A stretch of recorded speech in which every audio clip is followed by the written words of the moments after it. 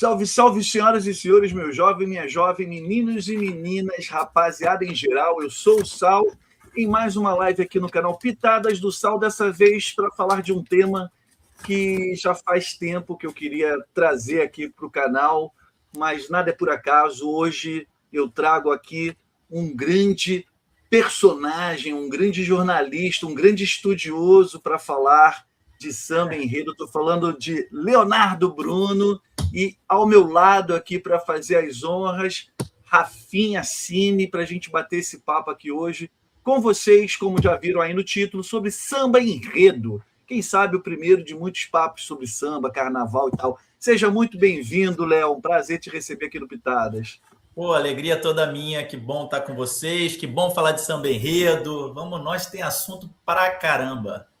É nóis. Salve, Rafinha. Rafinha que sugeriu a pauta aí, fez a ponte com o Léo. Bem-vindo de volta ao Pitadas, meu querido. Opa, boa noite para todo mundo, boa noite para os amigos aqui, boa noite para quem está assistindo. Vou até começar rasgando uma seda aqui, porque o Léo foi meu chefe no Jornal Extra, foi meu editor. Aliás, eu vou aproveitar para mandar um abraço também para o meu outro editor, que era colega do Léo, João Paulo Arruda, que vai lançar um livro agora no fim do mês pela Máquina de Livros, que é a editora do Luiz André Hauser, que foi o chefe de nós todos. Né? Sensacional. E o Léo, cara, ele tem uma história que eu não sei se ele lembra. O Fábio Porchat diz que o Jô Soares ensinou ele a ser humorista, né? Que abriu as portas para ele, né? O Léo foi o cara que, de certa forma, me ensinou a escrever. Ele, se eu depois virei jornalista, publicitário, consegui até lançar um livro, né, recentemente, isso se deve a uma conversa que eu tive com o Léo no primeiro dia de trabalho. Ele me chamou para a famosa sala dos elevadores ali da redação, onde a gente se encontrava para bater papo, falar alguma coisa, às vezes para tomar bronca, mas às vezes para dar um toque. E foi a primeira conversa que a gente teve. Ele falou assim: olha, Rafinha não, ele me chamava de Rafa, aqui a gente não escreve para impressionar os colegas, a gente escreve para o público. E eu, do alto dos meus 25 anos, nascido e criado na Zona Sul do Rio, arrogante todo, né? Falei assim, então é para escrever merda, texto ruim para o povão. Ele olhou para minha cara e falou, tu tá maluco? Povão, porra, como diria Joãozinho 30, que a gente vai falar aqui, né? O povo gosta de luxo, gosta de sofisticação, gosta de coisa bonita, de criatividade. Não à toa, os sambas são, né, incríveis na Sapucaí, os sambas de cartola, os sambas de terreiro. O Léo falou, não, você está proibido de fingir que escreve difícil, mas você tem que escrever bem, tem que escrever para encantar, tem que escrever com humor, tem que escrever com emoção. E eu aprendi isso, eu aprendi a parar de tentar escrever para impressionar e tentar escrever para encantar, para puxar a pessoa, né? Como os sambas fazem, né? Convidar as pessoas para dançar, né? Junto, né? E eu devo isso ao Léo. Eu faço aqui um agradecimento antes de começar a live. Muito bom, que legal, bom demais de ouvir isso. E agora me deu vontade de escrever um samba enredo junto, que você falou. Olha aí, vem para chamar para dançar. Aí agora já vai pintar uma parceria aqui. Vamos escrever a 6 mãos esse, vamos embora. Muito bom. Mandar um abraço aqui para o meu querido amigo Chico, que acabou de entrar aqui, está dando uma boa noite para a gente. Salve, Chico. Chico, que é um grande colaborador aí das segundas Beatles que tem aqui no Pitadas do Sal. Mas hoje o assunto é samba enredo, né? Cara, quando a gente pensa em samba enredo, a primeira que me vem à cabeça é a do Império Serrano, que eu usei para ilustrar ali a divulgação da live, né? Vejam essa maravilha de cenário, é o episódio relicário. Eu acho a letra desse samba lindo, ouço desde criança. Se não me engano, é de 76, né, Léo? Não, esse samba é de 64. 64. Porque 64. ele estoura no meio dos anos 70, quando o Martinho grava. Isso, é o que eu tinha na cabeça. Esse samba vira o hino, porque ele não era esse hino nos anos 60, mas ele vai para a Avenida 64 no Império Serrano. Silas de Oliveira e Beto Sem Braço. Não, só Silas. É só o Silas. O Beto Sem Braço é no Bumbum para Bumbum. Que é outro do Império Serrano também que me vem à cabeça depois que me vem a aquarela brasileira. Eu desfilei no samba, em 2004. Uma reedição. Eu desfilei com samba. Mas o Bumbum Bate-Cumbum Brucurundu, que é outro da Império Serrano, também vem muito à cabeça. E isso que me chama a atenção, Léo, para a gente abrir os papos aqui. Porque o samba enredo tem muito poder, né? Ele já foi improviso, já foi uma poesia mais crua, já foi grito de identidade, e hoje muita gente diz que ele virou outra coisa. Suburbano, carioca, né? Infância em Bento Ribeiro, adolescência em Cascadura, portelense e vascaíno, que nem você. Os sambas me marcaram muito, muito. Né? Os sambas da União da Ilha, da Mangueira, da Portela. Eu sei cantar vários de cabeça, talvez não todos de cor, mas grande parte da letra, ou pelo menos o refrão. E dos 30, 25 anos para cá, eu me afastei muito do carnaval também, porque eu saí do Rio de Janeiro com 25, 26 anos, eu estou com 55, e acabei não tendo mais aquela tradição que eu tinha todos os anos do álbum com sambas de enredo, né? Rolar. Eu quero começar com uma pergunta que para a gente guiar essa conversa inteira. O samba enredo virou um produto? Sim, certamente, né? Eu acho que o carnaval inteiro virou, e na verdade é até injusto com o carnaval a gente pensar que isso aconteceu só com o carnaval, né? Isso perpassa a indústria da música inteira, perpassa a indústria cultural como um todo, né? Se a gente for abrir a conversa para o cinema, para o teatro, para a televisão, enfim, para a literatura, a gente vai encontrar essa força da indústria, do business, do dinheiro em todas elas, né? Só que, felizmente, a gente tem por trás disso tudo os artistas, né? Que sempre sujeitos a essa força maior, né? Essa força do capital, a transformação de todos esses bens culturais em produtos, eles se esforçam para fazer arte apesar disso, ou se esforçam para fazer arte sob isso, né? Debaixo desse guarda-chuva, né? Então, assim, por mais que a gente tenha hoje o carnaval transformado nesse business, para a gente ter uma ideia, cada escola de samba hoje faz um desfile que custa em torno entre 15 e 20 milhões de reais. O seu desfile, né? Cada escola de samba, né? Vamos multiplicar isso por 12 no grupo especial inteiro para a gente entender um pouco o quanto de dinheiro que roda dentro da Marquês de Sapucaí. Mas a gente tem fazendo aquele samba enredo que vai passar por lá, e não só fazendo aquelas alegorias, aquelas fantasias, aquelas esculturas, aquelas de frente, aquelas performances, né?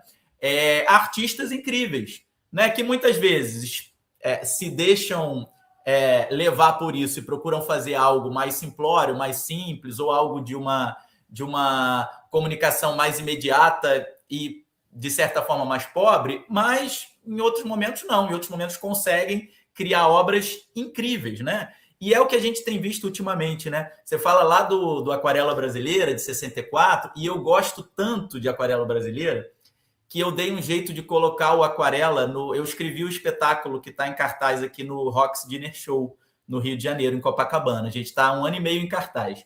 E esse espetáculo é um passeio pela cultura brasileira.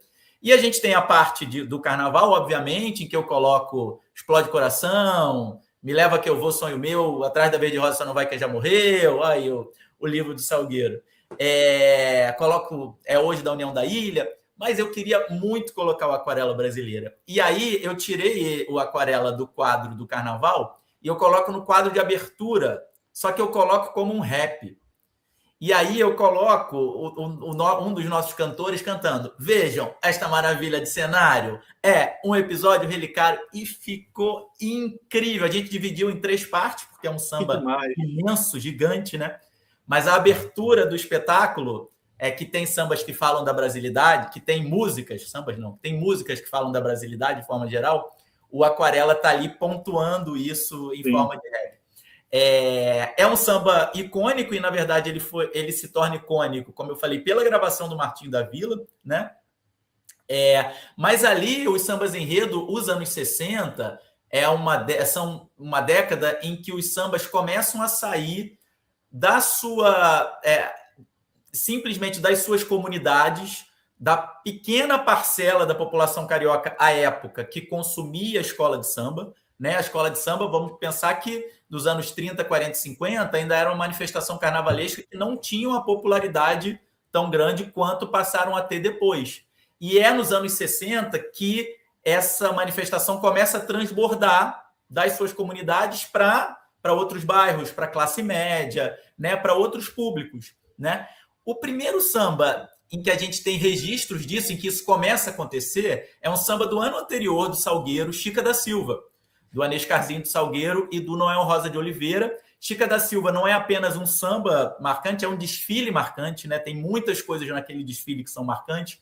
O samba do Anescarzinho e do Noel Rosa de Oliveira, mas também o minueto da Mercedes Batista. A gente tem a Isabel Valença desfilando como Chica da Silva com a sua peruca imensa. Tanto que no ano seguinte ela ganha o desfile de fantasias do Teatro Municipal. E não era permitido que uma figura de escola de samba desfilasse no Teatro Municipal. Então, aquele desfile é um desfile provocador, é um desfile que causa muitas coisas na sociedade do Rio de Janeiro, inclusive o samba começa a ser consumido. Então, a gente tem um processo que parte ali, claro que processo, né, nunca tem uma marcação muito definitiva, mas Chica da Silva é um marco importante. Mas logo depois, em 67, a gente tem o Samba da Mangueira, o Mundo Encantado de Monteiro Lobato, né? Eis o mundo encantado que Monteiro Lobato criou, e assim, nesse cenário de real valor. Esse samba foi gravado por todo mundo, né? Eu estava ouvindo a gravação da Beth, inclusive hoje, né?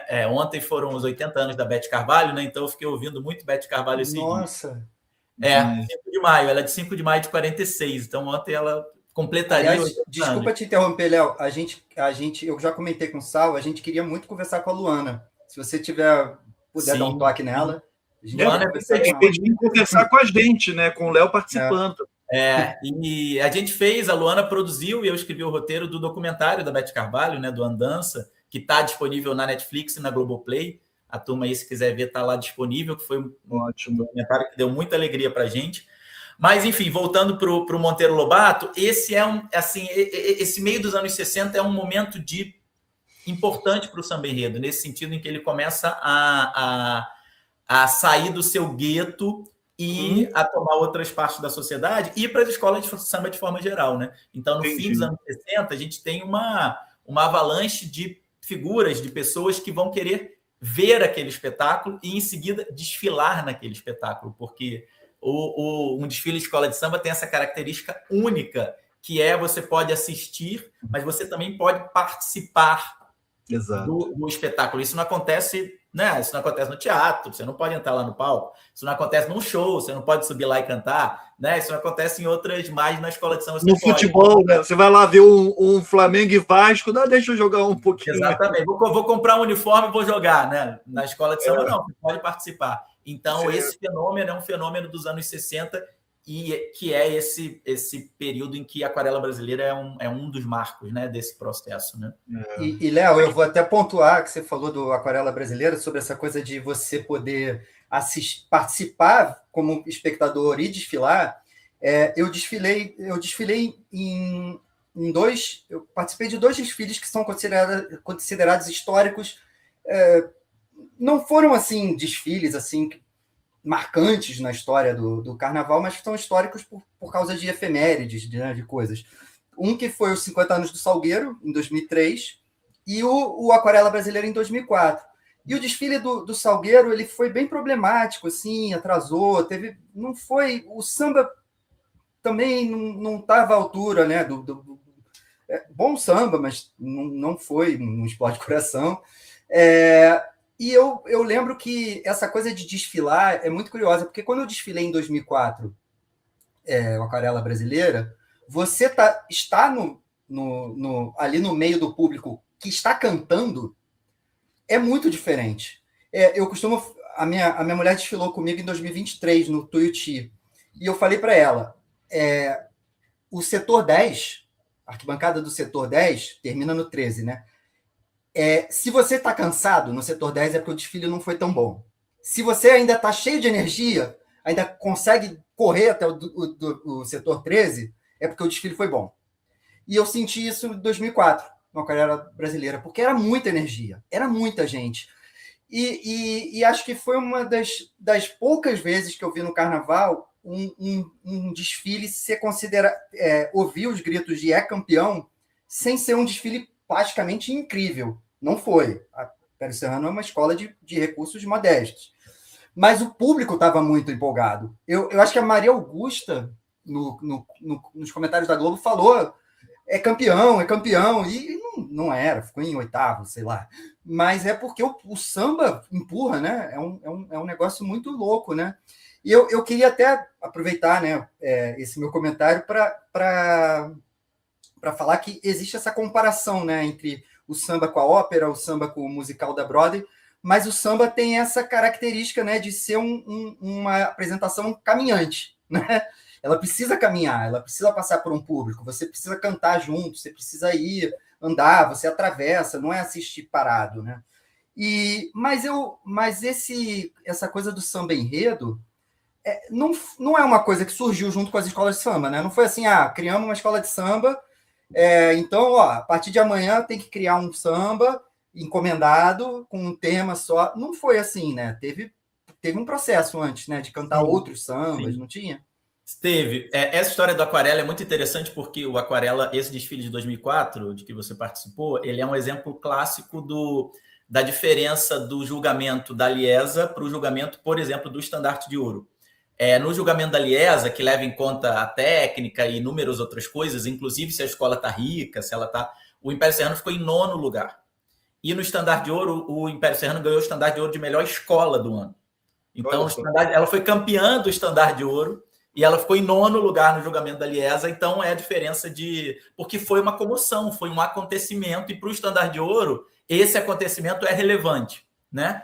O Estandarte de Ouro julga pela emoção, e para o julgamento da Liesa, que teoricamente é objetivo e técnico, o Império Serrano não voltou nem nas campeãs, pelo contrário, ficou mais perto do rebaixamento do que do título, né? O samba enredo, ele é um gênero que, primeiro, tem uma coisa linda que o Alberto Mussa e o Luiz Antônio Simas falam no livro deles, que é um livro referência sobre samba enredo, que é o samba enredo como esse grande gênero épico da música brasileira e da literatura brasileira, se a gente considerar, né, a letra como poesia, né? Então, pensando no samba enredo como esse gênero épico, ou seja, um gênero em que a gente conta uma história épica, em que a gente grita uma história que a gente quer contar. E aí a gente entenda-se uma comunidade, que aquela comunidade quer contar, né? Quando as escolas de samba nascem, e aí a gente está falando dos anos 20 do século passado, e aí tem um marco importante que é 1932, quando acontece o primeiro desfile de escola de samba, 7 de fevereiro de 32, e a partir dali a gente começa a ter essa disputa entre elas, né? Os sambas que as escolas levavam para os desfiles eram sambas de terreiro. Então, as escolas não levavam um só samba, as escolas desfilavam com 3, 4 sambas. Normalmente, as escolas levavam um refrão em que toda a escola cantava, e você tinha, depois do refrão, um improvisador que improvisava na hora a continuação daquele samba, e aí você voltava para o refrão e ia para o improviso, voltava para o refrão. Como um partido alto, assim. Como um partido alto, exatamente. E aí você tinha essa figura que era muito importante, era a figura mais importante da escola, era essa figura do compositor-cantor, né? Do cantor-compositor que compunha ali na hora o improvisador.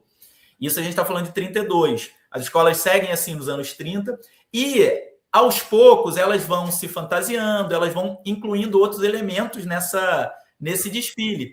Então, no final dos anos 30, a gente começa a ter... e aí tem um marco importante, que é o desfile da Portela de 39, chamado Teste ao Samba, com o samba do Paulo da Portela, que pela primeira vez traz um samba que fala de um tema sobre o qual a escola também está fantasiada. Ou seja, existe um tema, e a partir desse tema a escola se fantasia, então a escola conta uma história, e o samba também conta essa história.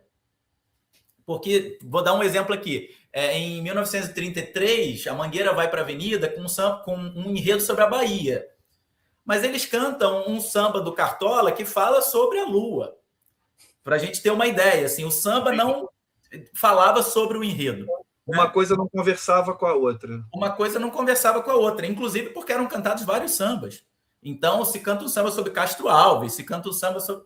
inúmeros outros temas sobre a própria comunidade, sobre o bairro, um samba de amor, né? Tinham sambas líricos que falavam de amor, mas a escola tinha outras fantasias e em algum momento a escola começa a se fantasiar para um enredo e em determinado momento, e aí o marco é 39, a Avenida Tijuca tem recorre para si essa título da vanguarda, né, de ter levado o primeiro samba enredo em 36. Enfim, é isso. Processos são processos e você tem muitas histórias. Mas o que é mais aceito como marco é o Teste ao Samba de 39, e a partir dali você tem a escola contando uma história que vai se manifestar numa música, em letra e poesia, e vai se manifestar em todos os outros elementos que são levados para a avenida, né? Então, em fantasias, e aí falando já do carnaval de hoje, né? Em alegorias, numa comissão de frente, mas não só, né? A forma como os passistas dançam, de certa forma, ajudam a contar aquela história. Uma paradinha de bateria, né? Quando a Imperatriz é campeã em 2023 com um enredo sobre Lampião, a paradinha da bateria é um chachado. Ela não faria um chachado se fosse um enredo sobre o Hans Christian Andersen. Ela faz um chachado porque o enredo é sobre o Lampião. Então, a forma como a bateria escolhe tocar aquele samba também conta aquela história. Então, todos os elementos que passam pela avenida hoje em dia tentam ajudar a contar aquela história. E isso começa em 39, né? Aos poucos esses elementos vão sendo incluídos, obviamente ainda não era assim lá, mas o samba enredo tem uma característica, e aí isso para mim é fascinante, assim. Primeiro é a expressão de como aquela comunidade quer contar aquela história. Então, você pode contar aquela história de diversas formas, mas aquela comunidade escolhe contar aquela história dessa forma, com esse refrão, de uma forma mais guerreira, de uma forma mais poética, de uma forma mais crítica, de uma forma mais... enfim, de todas as formas possíveis, aquela comunidade escolhe. Como é que ela escolhe? As escolas de samba, elas definem o seu samba enredo a partir de uma disputa na quadra. Então, os seus compositores descobrem qual é o enredo e, a partir dali, se dividem em grupos para que todos esses grupos componham um samba enredo com aquele tema e, a partir dali, você faz uma disputa entre esses compositores e, numa final de samba enredo, você escolhe que samba vai para a avenida. A comunidade tem uma importância fundamental nessa escolha, porque essa comunidade é a comunidade que está cantando esse samba ao longo da disputa e fazendo com que ele fique melhor, né? Então, assim, o samba enredo ele é escolhido num festival que acontece dentro de uma quadra, mas ele tem que funcionar num cortejo, caminhando por 800 metros da Marquês de Sapucaí. Tem samba enredo que funciona no festival e não funciona no cortejo. Tem samba enredo que funcionaria no cortejo, mas como ele não funciona no festival, ele não ganha. Ele perde para outro que funcionou no festival. Então, são características muito próprias desse gênero, que não existe em nenhum outro gênero, e que faz com que depois 3, 4 mil pessoas que normalmente não se conhecem, estão ali, tenham que cantar. Esse samba enredo, ele só funciona de verdade se ele consegue contagiar o público. Então, diferentemente do teatro, por exemplo, de um espetáculo musical, quando você tem musicais incríveis em que o público não dá um pio, o público está simplesmente ouvindo e achando aquilo maravilhoso. Na Sapucaí, se o público não canta junto, aquele samba enredo não acontece. E, para terminar, com chave de ouro, esse gênero maluco, ele recebe uma nota. Ele recebe uma nota. E muitos sambas que a gente considera clássico não ganharam 10. Esse artista que fez lá sua obra de arte, como todos os outros que simplesmente fizeram para o seu público, esse artista depois vai receber lá um 9,8, porque a prosódia do segundo verso, blá, blá, blá, blá, blá. Então, assim, é um gênero que não tem nada igual, não tem nada parecido, né? Curioso você falar essa questão, me chamou... Obrigado pela aula, em primeiro lugar. Eu estou amando. Mas muito curioso isso que você chamou a atenção logo no início dessa fala sua, a questão da Liesa e do estandarte de ouro. Na minha cabeça, carnaval é a manifestação mais popular que nós temos, né? Para mim, o que seria mais importante era o que o povão elegeu como campeão, né? E não tanta coisa técnica para avaliar, porque daí tu perde a essência da coisa, né? Mas só esse comentário mesmo, não precisa nem... Se você quiser falar alguma coisa, por que é assim... Eu queria pontuar uma coisa, isso que você falou. Eu comecei a ver carnaval, eu amo carnaval também, enfim, tive o prazer de trabalhar com o Léo, que me influenciou muito nisso. Mas eu comecei a assistir carnaval na Sapucaí, né? 84, eu tinha 4 para 5 anos. Eu só lembro de um samba ter ganhado o carnaval, que foi em 93. Foi o Explode Coração, que não se chama Explode Coração, né? Que se chama Peguei o Ita no Norte. Eu só lembro dessa vez. Assim, pode-se dizer que talvez a Imperatriz de 89 ganhou, muitos consideram injustamente, do Ratos e Urubus, né? Do Joãozinho Trita, que é a obra de arte do Joãozinho, a obra-prima dele. Pelo samba, que era melhor, até inclusive a Beija-Flor perdeu ponto no samba, né? Mas não sei, acho que não sei também. Acho que o julgamento foi bem técnico ali se espirrou em alguma coisa. Não sei se o samba ganhou sozinho, né? Tem sido raro, né, o Léo? E aí eu entro numa coisa que eu acho que você já falou muito ao longo do tempo dos seus comentários. O júri, ele pesa mais a mão nos quesitos técnicos e às vezes deixa passar um samba meio mais ou menos? Isso acontece? Sim, sim. A gente tem outros casos, Rafa, de sambas que levaram escolas assim no colo, sabe? O Explode Coração é o exemplo primordial, né? Ali o samba aconteceu e tal. Mas no ano anterior, o desfile da Estácio, da Pauliceia Desvairada, também é um desfile que é um título que é carregado pelo samba. Se a gente vier para mais agora, recentemente, em 2013, a Vila Isabel, ela faz um desfile com o Festa no Arraiá. Também não é esse o nome do samba, mas ficou conhecido como Festa no Arraiá. Que é um samba do Martinho, Arlindo Cruz e André Diniz, uma seleção. É um samba incrível, um dos sambas recentes que ficaram assim. E enredo patrocinado, né? Oi? E enredo patrocinado, né? Enredo patrocinado, feito pela Rosa Magalhães. É o samba ali. É o samba que leva a escola. No ano passado, o próprio título da Beija-Flor em homenagem ao Laíla, o grande destaque daquele desfile é o samba. E aí você tem a emoção da despedida do Neguinho da Beija-Flor, né? Sim. Que foi o componente de emoção. Em homenagem ao Laíla, que saiu obrigado, né? Então, assim, você tem desfiles recentes que foram carregados pelo samba enredo. A gente tem um período em que o samba enredo, aí dando um pulo, né, nessa linha do tempo, né? A gente tem um período em que o samba enredo... Deixa eu dar um passo atrás, para não dar o pulo. Eu falei dos anos 60, quando o samba enredo começa a ter essa popularidade, e ele ele tem uma popularidade crescente até os anos 80. Então, a gente tem ali, nos anos 70 e 80, as 2 décadas de ouro do samba enredo. Todos os sambas que a gente... se a gente for fazer uma seleção, uma playlist de sambas enredos que são conhecidos por todo mundo. Então, por exemplo, eu no Roxy, eu tenho que usar lá sambas que são conhecidos por todo o público. Eu vou escolher sempre samba dos anos 70, 80 e começo dos anos 90, ali até o Explode Coração. Então, hoje, o amanhã, o Explode Coração, sambas que estão, o Liberdade, Liberdade abrasadas sobre nós, Kizomba, etc, etc, etc. Sonhar não custa nada. Vira tá aqui, né? Do Marcelo. Sim, que é maravilhoso esse livro. Então, assim, essa é a época de ouro. Eu costumo dizer que a época de ouro começa com Chica da Silva no Salgueiro, em 63, e termina com o Peguei o Ita no Norte do Salgueiro, em 93. Porque a partir o Peguei o Ita no Norte, que é o Explode Coração, ele é o auge da popularidade de samba enredo, e a partir dali você começa a ter um decréscimo, você começa a ter uma popularidade decrescente, que aí vai desembocar nos anos 2000, 2010, ali do meio dos 90 aos meios dos 2010, esses 20 anos, que são anos em que o samba enredo sai da boca do povo, perde essa comunicação com o público. E aí você tem, depois a gente pode entrar nisso, inúmeros fatores que contribuíram para isso, tá? De 2015 para cá, a gente tem um respiro nisso, a gente tem um ressurgimento, um renascimento dessa qualidade dos sambas enredo e de sambas que se comunicam mais com a plateia.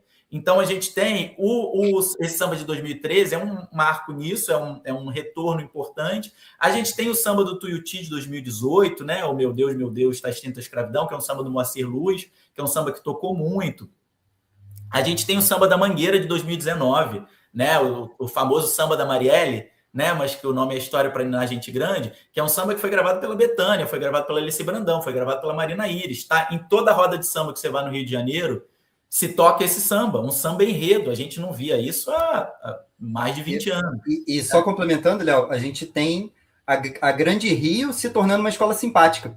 Que a Grande Rio era uma escola que era meio antipatizada, né, por ser muito dinheiro, muita celebridade, ela começa a se tornar uma escola simpática aí nessa viradinha, né? Sim, e a gente tem o samba do Exu de 2022, que também é um samba que é ouvido em roda de samba hoje. Então, assim, a gente nos últimos 10 anos, né, de 2015 para cá, 2013, 2015 para cá, a gente tem uma volta de respiro no samba enredo, tanto em qualidade quanto em popularidade. Que os anos 95 a 2015, aí esses 20 anos, foram um período de baixa nesses dois quesitos, tanto na popularidade quanto na qualidade. Você comentou. Pode falar. Não, é que uma coisa que me chamou a atenção ali, o Léo falou, né, que o samba vinha numa ascensão desde a década de 60 até o auge ali em 93, e dali começou de certa forma, a decair, sair da boca do povo e tudo, e você falou que tem alguns elementos que a gente poderia comentar. Eu gostaria que você comentasse, porque é uma curiosidade minha, né? Porque quando a gente olha lá atrás, o samba enredo tinha outra pegada, né? Não tinha uma estrutura rígida, era mais solto, mais orgânico, mais rua mesmo, né? Mais povão, essa coisa para arrastar a multidão, né? Posso aproveitar a aula do Léo e complementar a pergunta? E hoje é tudo milimetricamente pensado, assim. Pode, Rafinha. O Léo foi um pouco lá atrás. Eu acho que o acréscimo que eu vou fazer, ele se complementa com essa pergunta, porque o Léo falou do samba sair do gueto e tal, e essa não é uma história, assim, de, né, pô, vamos lá, desce o pessoal da comunidade, né, pessoas, homens e mulheres pretos e pretas, tomando as ruas, e aí os brancos abrem a rua e falam, vai, desce aí, desfila, fala de Exu, fala de Iemanjá. Não foi bem assim, né? É uma história de resistência, luta e negociação. Em determinado momento houve uma certa negociação em relação aos enredos, né? De serem o que se chama de chapa branca. E aí a gente tem esses momentos de ruptura, né? Que muito forte, década de 60 e 70, né, que é esse período que você falou que vem esse momento, e agora, né, que também teve Eu queria que você falasse um pouco dessas revoluções do enredo e do posicionamento das escolas, né, como em relação às suas raízes, do que ela quer dizer, e como é que isso influenciou no samba ao longo desses Legal você momentos. ter comparado esses dois momentos, porque, pensando agora, dá para fazer um paralelo mesmo, assim, muito interessante, né? A gente tem ali no começo dessa história, nos 30, 40, 50, basicamente enredos que falam da historiografia oficial.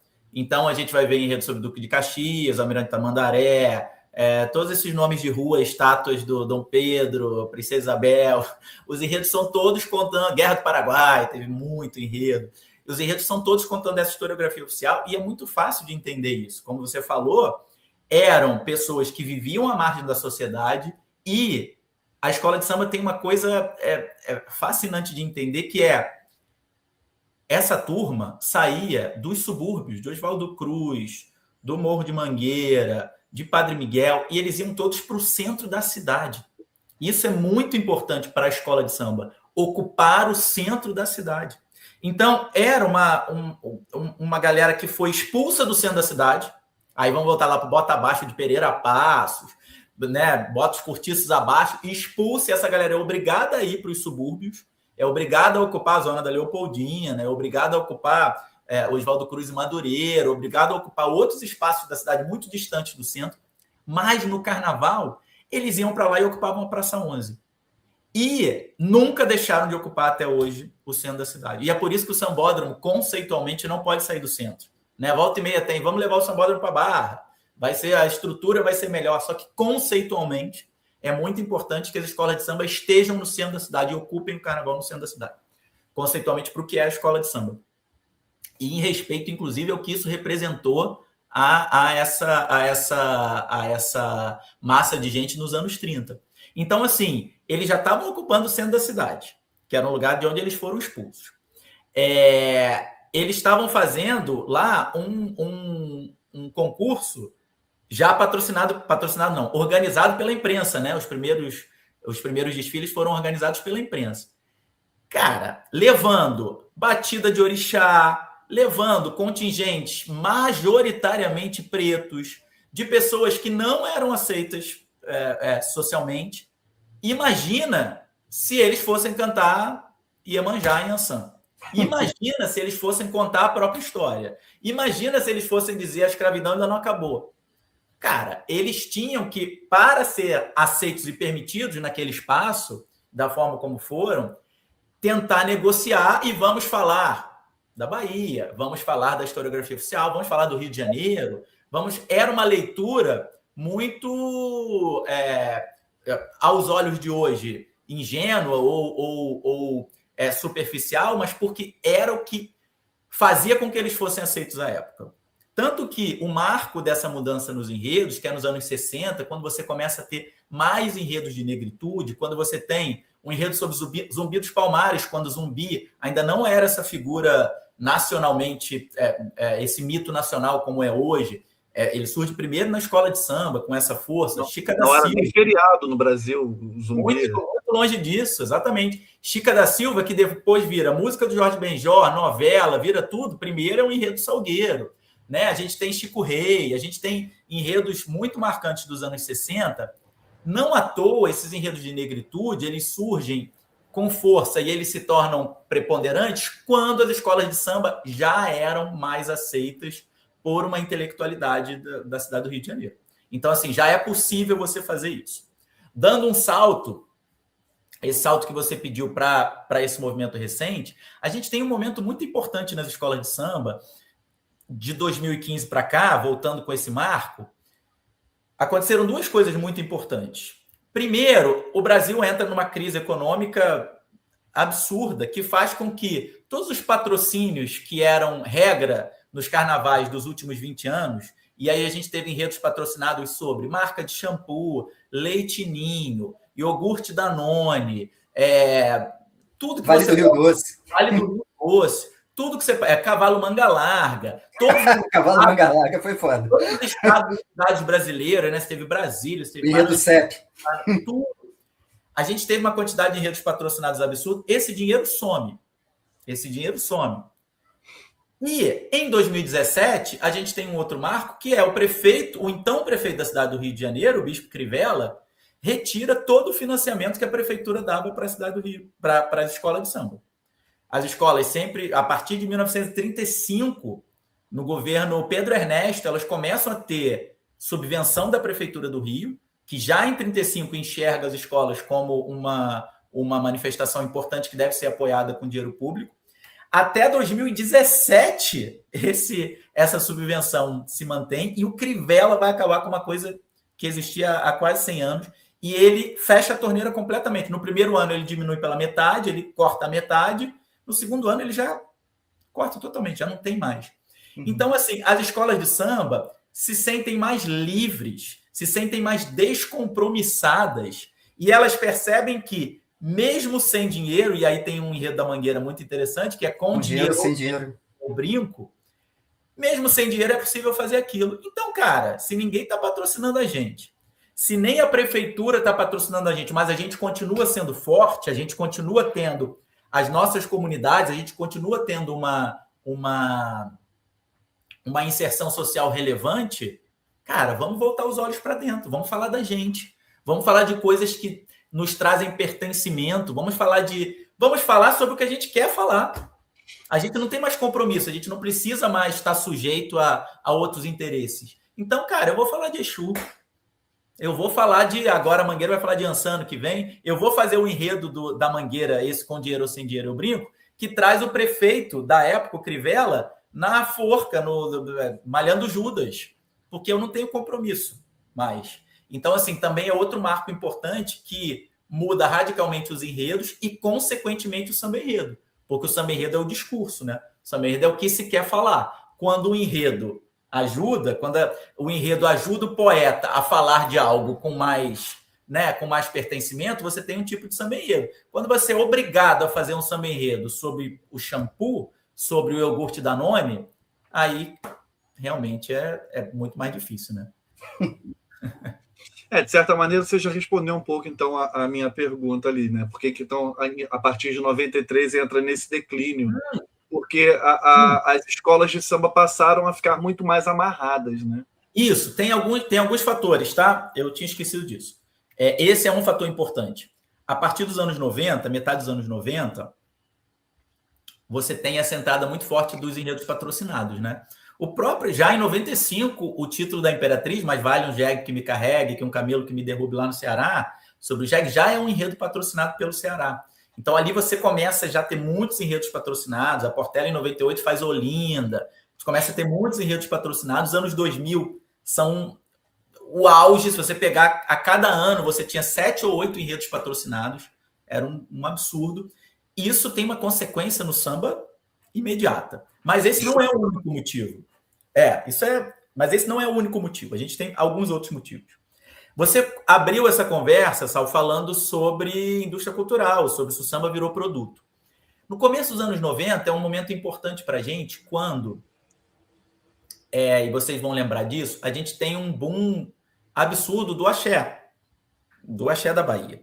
E a gente tem o axé dominando as rádios e os programas de televisão. Cara, a gente ouvia isso o tempo inteiro. Aqui no Rio de Janeiro foi um boom de pessoas querendo passar o carnaval em Salvador, né? Foi abriu-se uma porta de visibilidade do Carnaval de Salvador muito grande. E aí essa é uma teoria minha, tá? Que eu até coloco nesse livro. Esse é um livro que eu escrevi com a Raquel Valença e o Gustavo Gasparani, que é um livro que fala muito sobre samba enredo, chamado 3 Poetas do Samba Enredo. Eu falo um pouco sobre isso aqui. Como, de certa forma, as músicas da Daniela Mercury, da Margareth Menezes, da Eva e tal,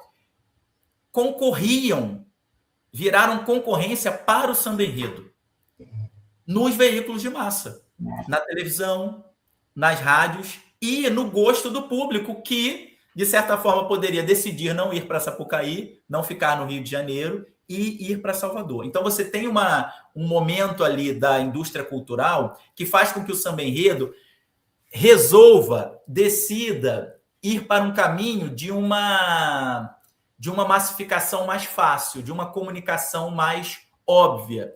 E você tem, aí isso eu coloco nesse livro do Salgueiro que o Rafa mostrou. Depois do Explode Coração, o Explode Coração do Salgueiro é em 93.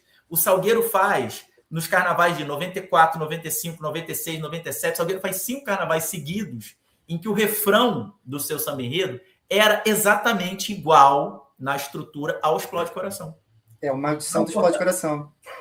É igual, o Salgueiro ficou todo ano procurando repetir o Explode Coração, e não só o Salgueiro, as outras também, né? Então, assim, foi um período em que as escolas de samba começaram a tentar artificialmente conversar com esse público.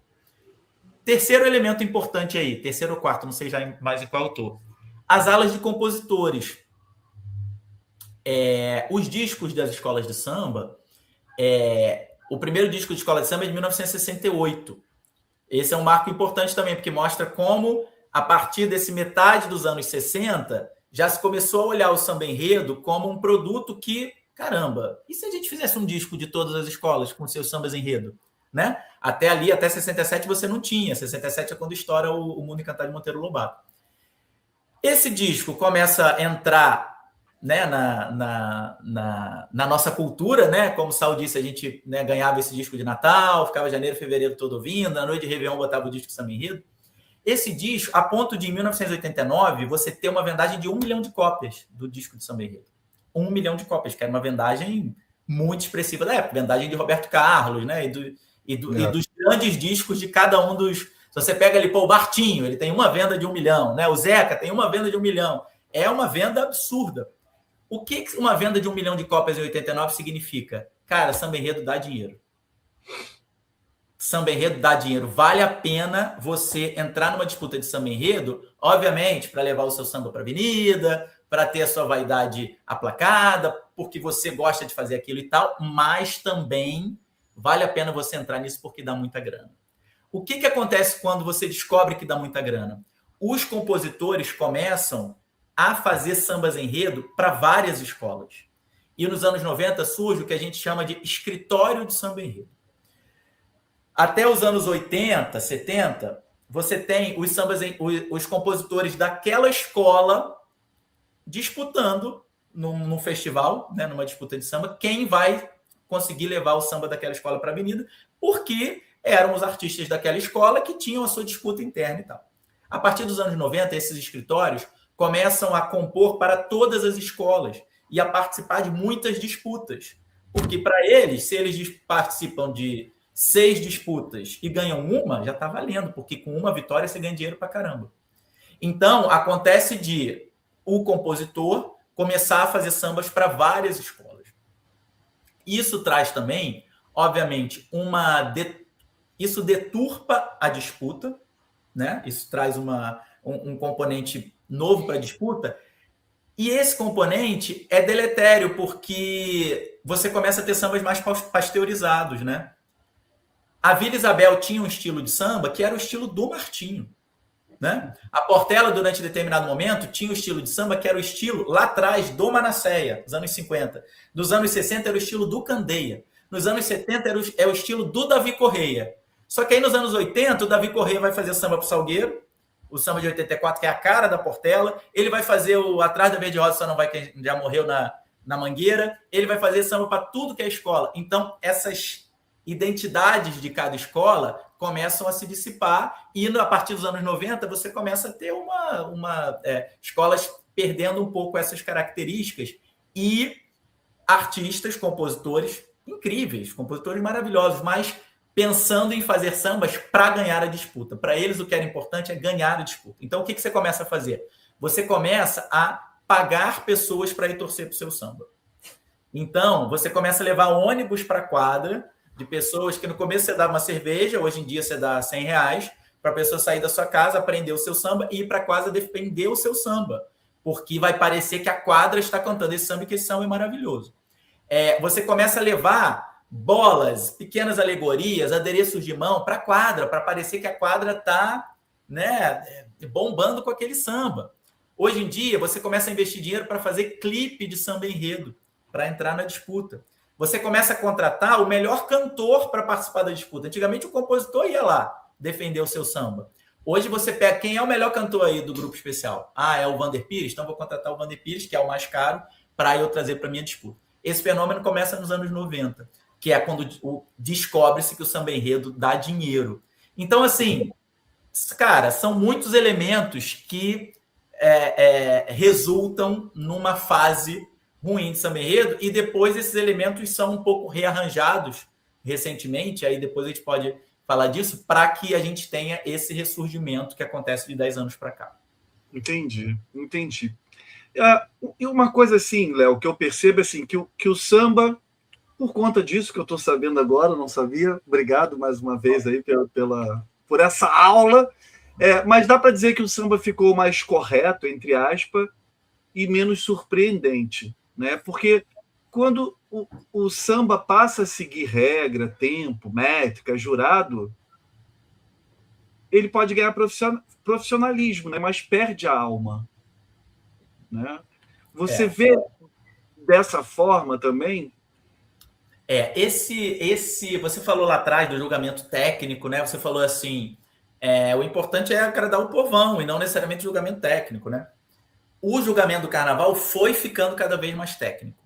O que não significa que ele não se deixe envolver pela emoção. E a gente, esse ano, teve um exemplo disso. O título da Viradouro, com enredo em homenagem ao mestre Cissa. A avenida foi abaixo, a avenida começou a chorar, começou a gritar, começou a pular. Cara, todo mundo deu 10 para tudo que é quesito, embora a Viradouro merecesse praticamente todos os 10, mas você tem muita discussão sobre uma nota de alegorias e adereços, uma nota em samba enredo. Cara, mas é isso, emocionou, é campeã. A emoção está presente no julgamento de uma forma disfarçada, digamos. O estandarte de ouro a gente assume, cara, não me aguentei, pulei, comecei a chorar, é esse meu voto. Eu falo lá no estandarte que o meu critério é o critério do arrepio. Então, assim, se aquela bateria passou na minha frente, tem 12 baterias.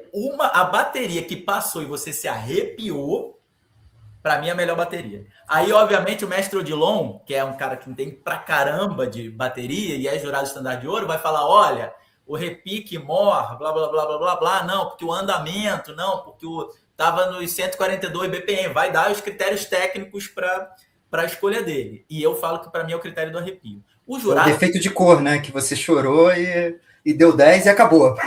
É campeão. Entendeu? Para mim, eu sou sambista, assim. Então, para mim, passam 12 baterias.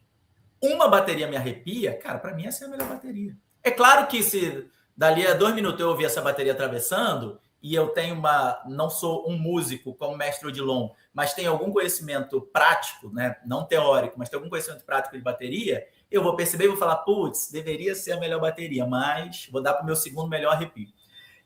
O que eu quero dizer é, os jurados, eles ainda se deixam levar pelo arrepio, o que é um diferencial do Carnaval do Rio de Janeiro em relação ao Carnaval de São Paulo. O Carnaval de São Paulo é um carnaval que tem hoje um julgamento estritamente técnico, que significa o seguinte, se aquele quesito apresentou na avenida o que ele prometeu que ia apresentar na sua justificativa, ele merece 10. Então, eu só tiro pontos se, exemplo, aquela escola disse que traria uma escultura no segundo carro e essa escultura veio quebrada. Aquela escola disse que apresentaria a dança do mestre Sala e porta-bandeira, esse mestre Sala escorregou. O que significa que, em samba enredo, 99% das notas de samba enredo do Carnaval de São Paulo nos últimos anos todos são nota 10. Porque você não tem como não apresentar o que você prometeu que você ia apresentar. Então, acaba que o julgamento de São Paulo é um julgamento nesse sentido mais técnico, mas um técnico só de conferência do que está na pasta, né, que eles chamam. O julgamento do Rio ainda se permite um olhar mais subjetivo, que para mim é o olhar que precisa se ter sobre um julgamento artístico. Julgamento artístico é subjetivo. Dizem, não é comparativo, você tem que ser técnico e objetivo. Cara, é obra de arte. Aquelas alegorias, aquelas comissões de frente, aqueles sambas enredo, é tudo obra de arte. Obra de arte você tem critérios técnicos para avaliar e critérios objetivos, mas vai estar sempre presente a subjetividade. Inclusive, o Manual do Julgador do Rio de Janeiro fala sobre subjetividade e eu acho que isso é perfeito. Dei uma digressão absurda para voltar onde você... Não, mas é bom. É bom. Aí a gente estava falando do julgamento. O julgamento, ele já teve muitas fases, né?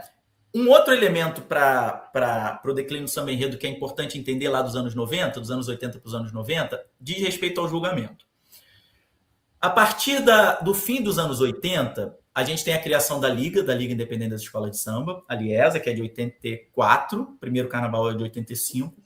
Ela assume o julgamento no fim dos anos 80 e a Liesa tem um olhar para o desfile das escolas de samba, que é um olhar, e isso está escrito, inclusive, textualmente nos seus manuais, que privilegia mais o espetáculo em relação aos fundamentos de uma escola de samba. Então, para a Liesa é muito importante que a comissão de frente seja um grande espetáculo, seja espetaculosa. É muito importante que você tenha alegorias grandes em tamanho. É muito importante que você tenha uma escola rica, uma escola que invista dinheiro. Então, a partir daí, você tem uma mudança no julgamento que faz com que quesitos como samba enredo, bateria e harmonia, que são a base de uma escola de samba, e que lá atrás, no julgamento lá de trás, dos anos 30, 40, 50, 60, em alguns momentos tiveram peso 2. Em alguns momentos você tinha, por exemplo, mestre Sala e porta-bandeira valendo 5 pontos e bateria valendo 10. Ou seja, a bateria tinha o dobro da importância de mestre Sala e porta-bandeira. Hoje em dia, todo mundo vale 10. Você tinha, até poucos anos atrás, os quesitos de desempate elencados pela sua importância no carnaval lá de trás. Então, o primeiro quesito de desempate era bateria. Sempre. Empataram essas duas escolas de samba, quem tem a melhor nota em bateria ganha. A Liga acabou com isso. Hoje sorteia-se o quesito de desempate. Então, o quesito de desempate pode ser mestre Sala e porta-bandeira. Então, são coisas que vão tirando o peso desses quesitos. Mas o mais importante deles é... Hoje, 2026, e eu falo isso de 10, 15 anos para cá, o quesito que menos tira pontos de uma escola de samba é a bateria. Então, assim, uma escola pode vir com uma bateria mais ou menos e alegorias espetaculares. A outra escola que vem com alegorias mais ou menos e uma bateria espetacular, essa escola está em segundo plano. Porque alegorias e adereços, fantasias, comissão de frente, você perde muito ponto nesses quesitos, que são quesitos plásticos e visuais. Quesitos de chão, quesitos musicais, como harmonia, samba e bateria, tiram poucos décimos. Isso faz com que escolas muito ricas e com sambas medianos sejam campeãs. E escolas com sambas e baterias espetaculares e alegorias medianas fiquem em 9º lugar, como o Império Serrano do Aquarela Brasileira, em 2004. Isso causou um desequilíbrio no carnaval, a ponto de hoje a gente achar inviável uma escola ser campeã como a Vila Isabel de 88 com Kizomba. Se Kizomba passa hoje pela Avenida, e Kizomba talvez tenha sido o maior desfile de todos os tempos, Kizomba não seria campeão. Eu sou mangueirense, eu chorei naquele dia, porque era o tri da Mangueira, e é o samba que eu mais gosto da história da Mangueira, o de 88. É lindo. Mas eu, ao longo dos anos, eu me rendi. É genial aquilo. É genial, aquilo foi uma revolução. E hoje, talvez, Kizomba não teria sido campeão. Talvez o Explode Coração, inclusive, não teria sido campeão. Então, você tem uma mudança no julgamento que passa a privilegiar muito mais a parte visual em detrimento da parte musical. Então, se o samba enredo está valendo mais ou menos ali no julgamento, tudo bem, essa também não vai ser uma grande preocupação da escola, você vai investir menos em tempo e dinheiro, em se preocupar com isso, e você vai voltar todas as suas baterias para trazer alegorias, fantasias e outras coisas pujantes. Então, assim, são muitos fatores, né? Não à toa, o momento em que as escolas de samba têm o auge da sua popularidade, os anos 70 e 80, são quando elas conseguem um nível visual de excelência, porque ali nos anos 70 e 80 você já tem esse predomínio dos carnavalescos da Escola de Belas Artes, então você já tem ali o Joãozinho 30 brilhando, o Fernando Pinto, o Arlindo Rodrigues, a Rosa, e você tem uma música de primeiro nível. Quando a música começa a decair, a popularidade também começa a decair. Então, assim, o auge das escolas de samba é quando elas conseguem conjugar música boa e visual bom. Quando você desequilibra isso, e o julgamento da liga ele vai um pouco para esse lado de privilegiar o visual, você tem a parte musical, samba, bateria e harmonia em segundo plano, e isso faz com que as escolas se comuniquem menos com o público, né? Ô, Léo, e tem um fenômeno também que muitos músicos passam por isso em gravadora, né? Hoje em dia as gravadoras não têm mais esse poder todo, mas passavam antigamente, né? Falava, eles mexeram no meu som, eles mexeram na minha música e tal. Tem um momento em que os carnavalescos eles ficam tão poderosos que eles passam a mexer no samba, né? Eles pedem para mudar a letra. Eu não sei se o Joãozinho foi o primeiro a fazer isso. Foi. O primeiro? Joãozinho com Laíla. Eles fizeram isso no Salgueiro. O samba de 74 é o primeiro. Eles fizeram isso em 74 e 75. 74 é o Rei de França na Ilha da Assombração. E eles são campeões nos 2 anos.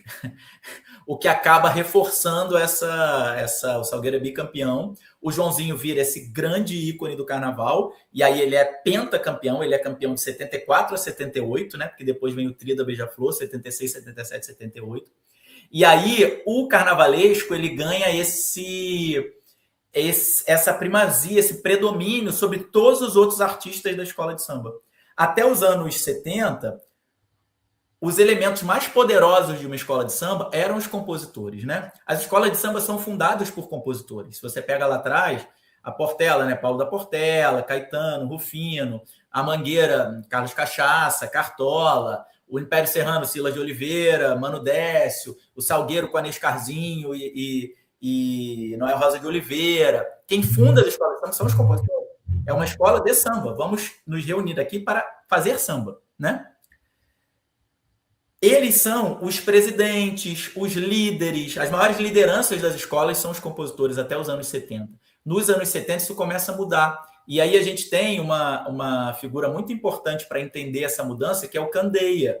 que é quando o Candeia se afasta da Portela e funda uma escola de samba chamada Quilombo.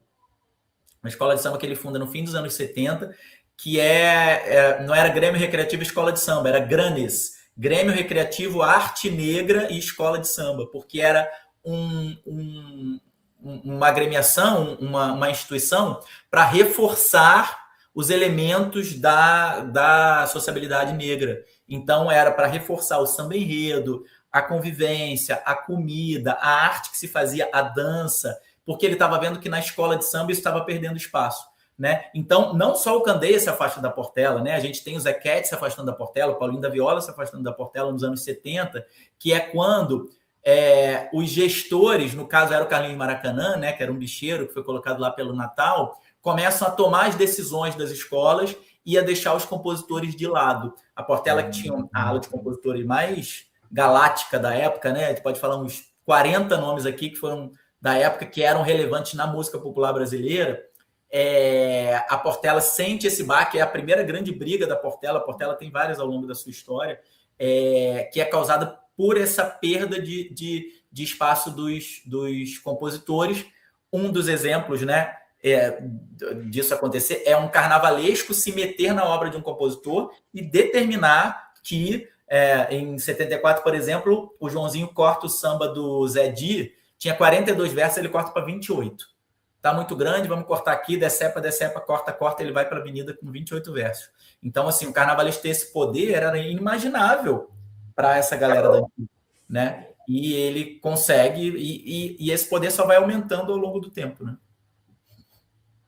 O Léo, a gente falou muito de dinheiro, e acho que tem uma coisa que eu li numa reportagem, agora nesse carnaval na Folha de São Paulo, que falou sobre dinheiro das escolas de samba, e me caiu uma ficha que nunca tinha caído. Que o dinheiro, a gente fala de 15, 20 milhões, né, para uma escola de samba, mas se você pensar, eu trabalho hoje numa empresa que ano passado teve um faturamento ali de 10 milhões. É uma empresa anual, né? Que é o dinheiro da escola de samba, é uma verba anual, 20 milhões para o ano, né? E aí você pensa que a empresa que eu trabalho tem 40 funcionários, trabalhando num escritório, não compõe, não tem 300 ritmistas, não leva alegorias imensas, não grava. Não... Assim, se você for botar na ponta do lápis, o dinheiro da escola de samba é pouco. É pouco no sentido assim de alguém está deixando de ganhar, né? Esse dinheiro não está indo para alguém está trabalhando de graça. A bateria... Como é que funciona? Quem é que consegue ganhar dinheiro no carnaval hoje em dia? Assim? A bateria certamente está trabalhando de graça. Eu digo que o carnaval é o único festival do mundo em que a atração musical não é paga, né? Porque é isso, você tem a atração musical não, em que a banda não é paga. Que o cantor está ganhando, o diretor musical está ganhando, a bateria vai ali por amor, né? A gente tem... primeiro é a gente pensar também nesses 15 milhões... vezes 12, né, para compor esse espetáculo de 3 dias, esse festival. Mas para mim o principal dessa história do dinheiro é entender que desses 15 milhões, as escolas de samba têm reservado cada vez mais, um percentual cada vez maior, quase a totalidade, para fazer o seu desfile. Então, assim, as escolas de samba ganham a sua subvenção da prefeitura, do governo federal, os seus patrocínios dos seus patrocinadores, que hoje patrocinam o carnaval, para fazer o seu desfile. E eu sempre defendi, por exemplo, que a subvenção da prefeitura tivesse uma contrapartida de ações durante o ano na sua comunidade. Porque, assim, sinceramente, o Império Serrano, o Salgueiro, a Imperatriz Leopoldinense, a Unido da Tijuca, são muito maiores do que seu desfile. São muito maiores do que fazer uma apresentação por ano. A Imperatriz Leopoldinense é importante à medida em que ela abre a sua quadra todas as sextas-feiras para receber a comunidade do alemão. À medida em que ela faz um ensaio de rua na boca do alemão todo domingo. E deveria fazer isso ao longo do ano. Fazer as suas escolinhas de mestre-sala e porta-bandeira, fazer as suas escolinhas de percussão, fazer as suas relações com a sua comunidade. Só que esse dinheiro, cada vez mais, ele é reservado para um dia. para um espetáculo do domingo de carnaval. O que isso significa? Que os profissionais que fazem mais diferença nesse julgamento final são quem ganha o dinheiro pesado no carnaval. E aí a gente está falando, obviamente, do carnavalesco e de 10 anos para cá, coreógrafos de comissão de frente, que tiveram também os seus salários bastante inflados à medida em que a comissão de frente hoje é um elemento definitivo para uma escola, por exemplo, ganhar título, né? E eu falo muito isso com os meus amigos mestres de bateria, porque eles ficam muito felizes que bateria é o quesito que menos perde ponto, né? Eu falo, cara, isso para vocês é ruim, porque quando bateria ganhar carnaval, o salário de vocês vai triplicar, porque é o que acontece com carnavalesco e coreógrafo de comissão de frente. Pensando na escola de samba de uma forma mais ampla, quem ganha dinheiro são os brancos, tá? Porque os sambistas, que normalmente são os pretos, são os profissionais menos bem remunerados de uma escola de samba. E aí eu tô falando de mestre porta-bandeira. Eu já peguei táxi com um puxador de samba. Só pra gente botar assim. E não era um qualquer, não. Era o Luizito. Sim. Então, assim, e se você pensar em sambistas que não são quesito, aí você vai pensar nos passistas, por exemplo, nas baianas, esse dinheiro não chega. Esse dinheiro não chega. Então, assim, esse bolo aumentou, mas esse bolo continua preso na mão de alguns poucos elementos ali. Triste isso, né? Muito triste. Eu queria voltar nesse ponto sensível ali, né? Da arte versus competição. Algo que eu fazia ideia e te ouvindo tive certeza, né? Porque o desfile hoje, não que ele não fosse na sua origem, né? Mas hoje, mais do que nunca, é competição pesada, né? Que a gente falou ali, a nota, os jurados, critérios, tempo. Eu sinto que tudo é feito mais pensando nos jurados do que no público. Tá errado esse meu pensar? É isso, Sal. À medida que as escolas de samba começam a ter a sua razão de existir para fazer um espetáculo no domingo, na segunda ou na terça-feira de carnaval, e elas perdem tudo que elas tinham de sociabilidade, de convivência, de eventos, de elementos diários ali ao longo do ano, essa competição vai ficar mais importante e aí todas as decisões vão ser tomadas para que você vá bem nessa competição, porque é essa competição que vai te trazer o dinheiro para te pagar o ano inteiro. Então, falando de samba enredo, por exemplo, as escolas de samba tinham os seus concursos de samba de terreiro, os seus concursos de samba de quadra. A ala de compositores era um elemento orgânico e vivo durante o ano inteiro, porque ela não fazia só um samba enredo por ano, uma disputa de samba enredo por ano. Não, você chegava lá em maio, estava tendo concurso, as pessoas levavam os seus sambas. Tinha uma convivência, né? Você tinha ala de baianas, ala de passistas, se visitando, fazendo suas festas, era um local de sociabilidade.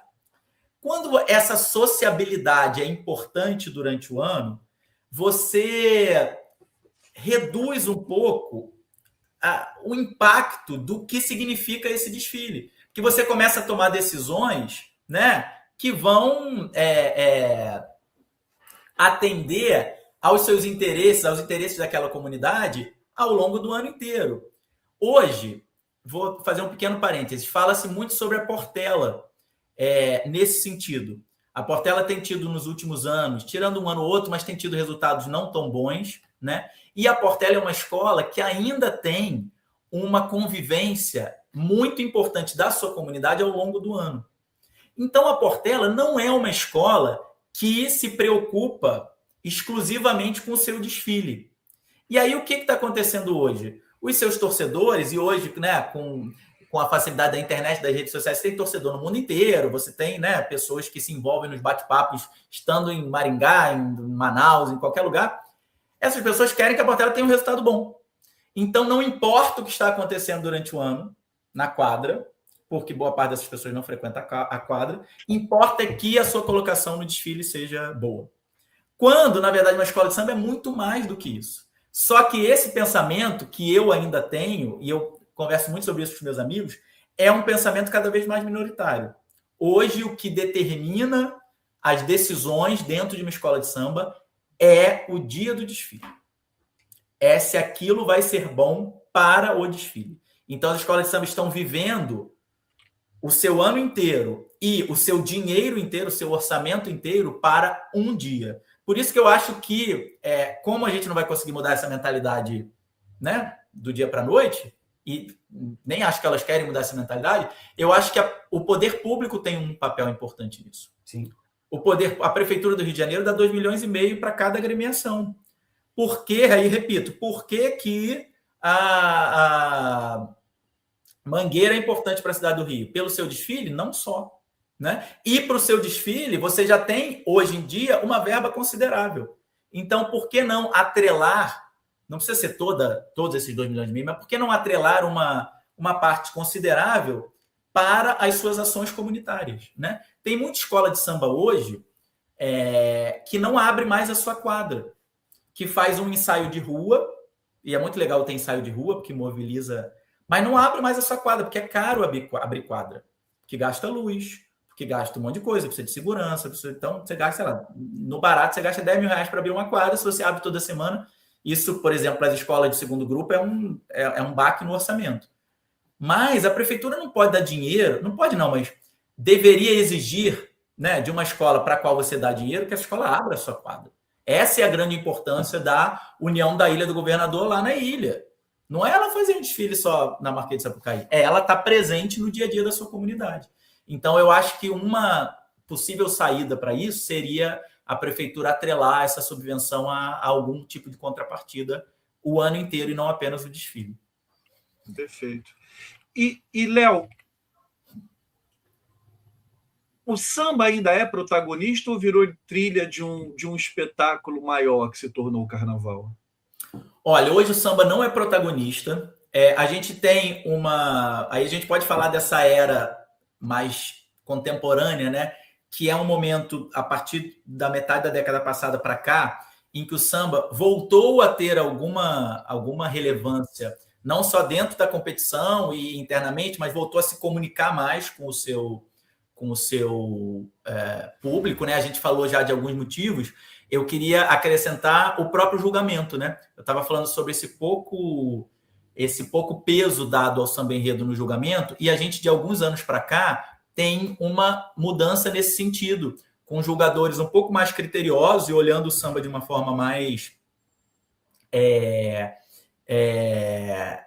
menos complacente, talvez eu possa dizer assim, e o samba começa a fazer diferença no julgamento. A gente teve esse ano o caso da Imperatriz Leopoldinense.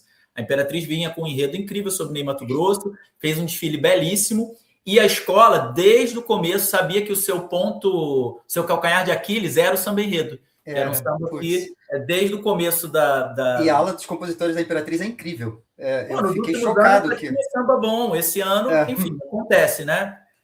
Esse ano acabaram não acertando a mão. E a Imperatriz sabia que ia entrar na avenida com esse calcanhar de Aquiles. Se fosse 10, 20 anos atrás, eu acho que a Imperatriz podia, inclusive, ser campeã com esse samba, tá? Mas esse ano, a Imperatriz perdeu pontos preciosos e ficou em 5º lugar, por conta, basicamente, do samba enredo.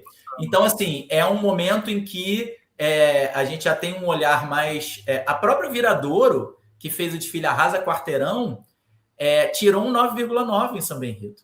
E o samba realmente não era o melhor. Que não era um dos melhores sambas até o pré-carnaval, mas foi a nota descartada, né? Você sempre descarta a menor nota, então não fez diferença.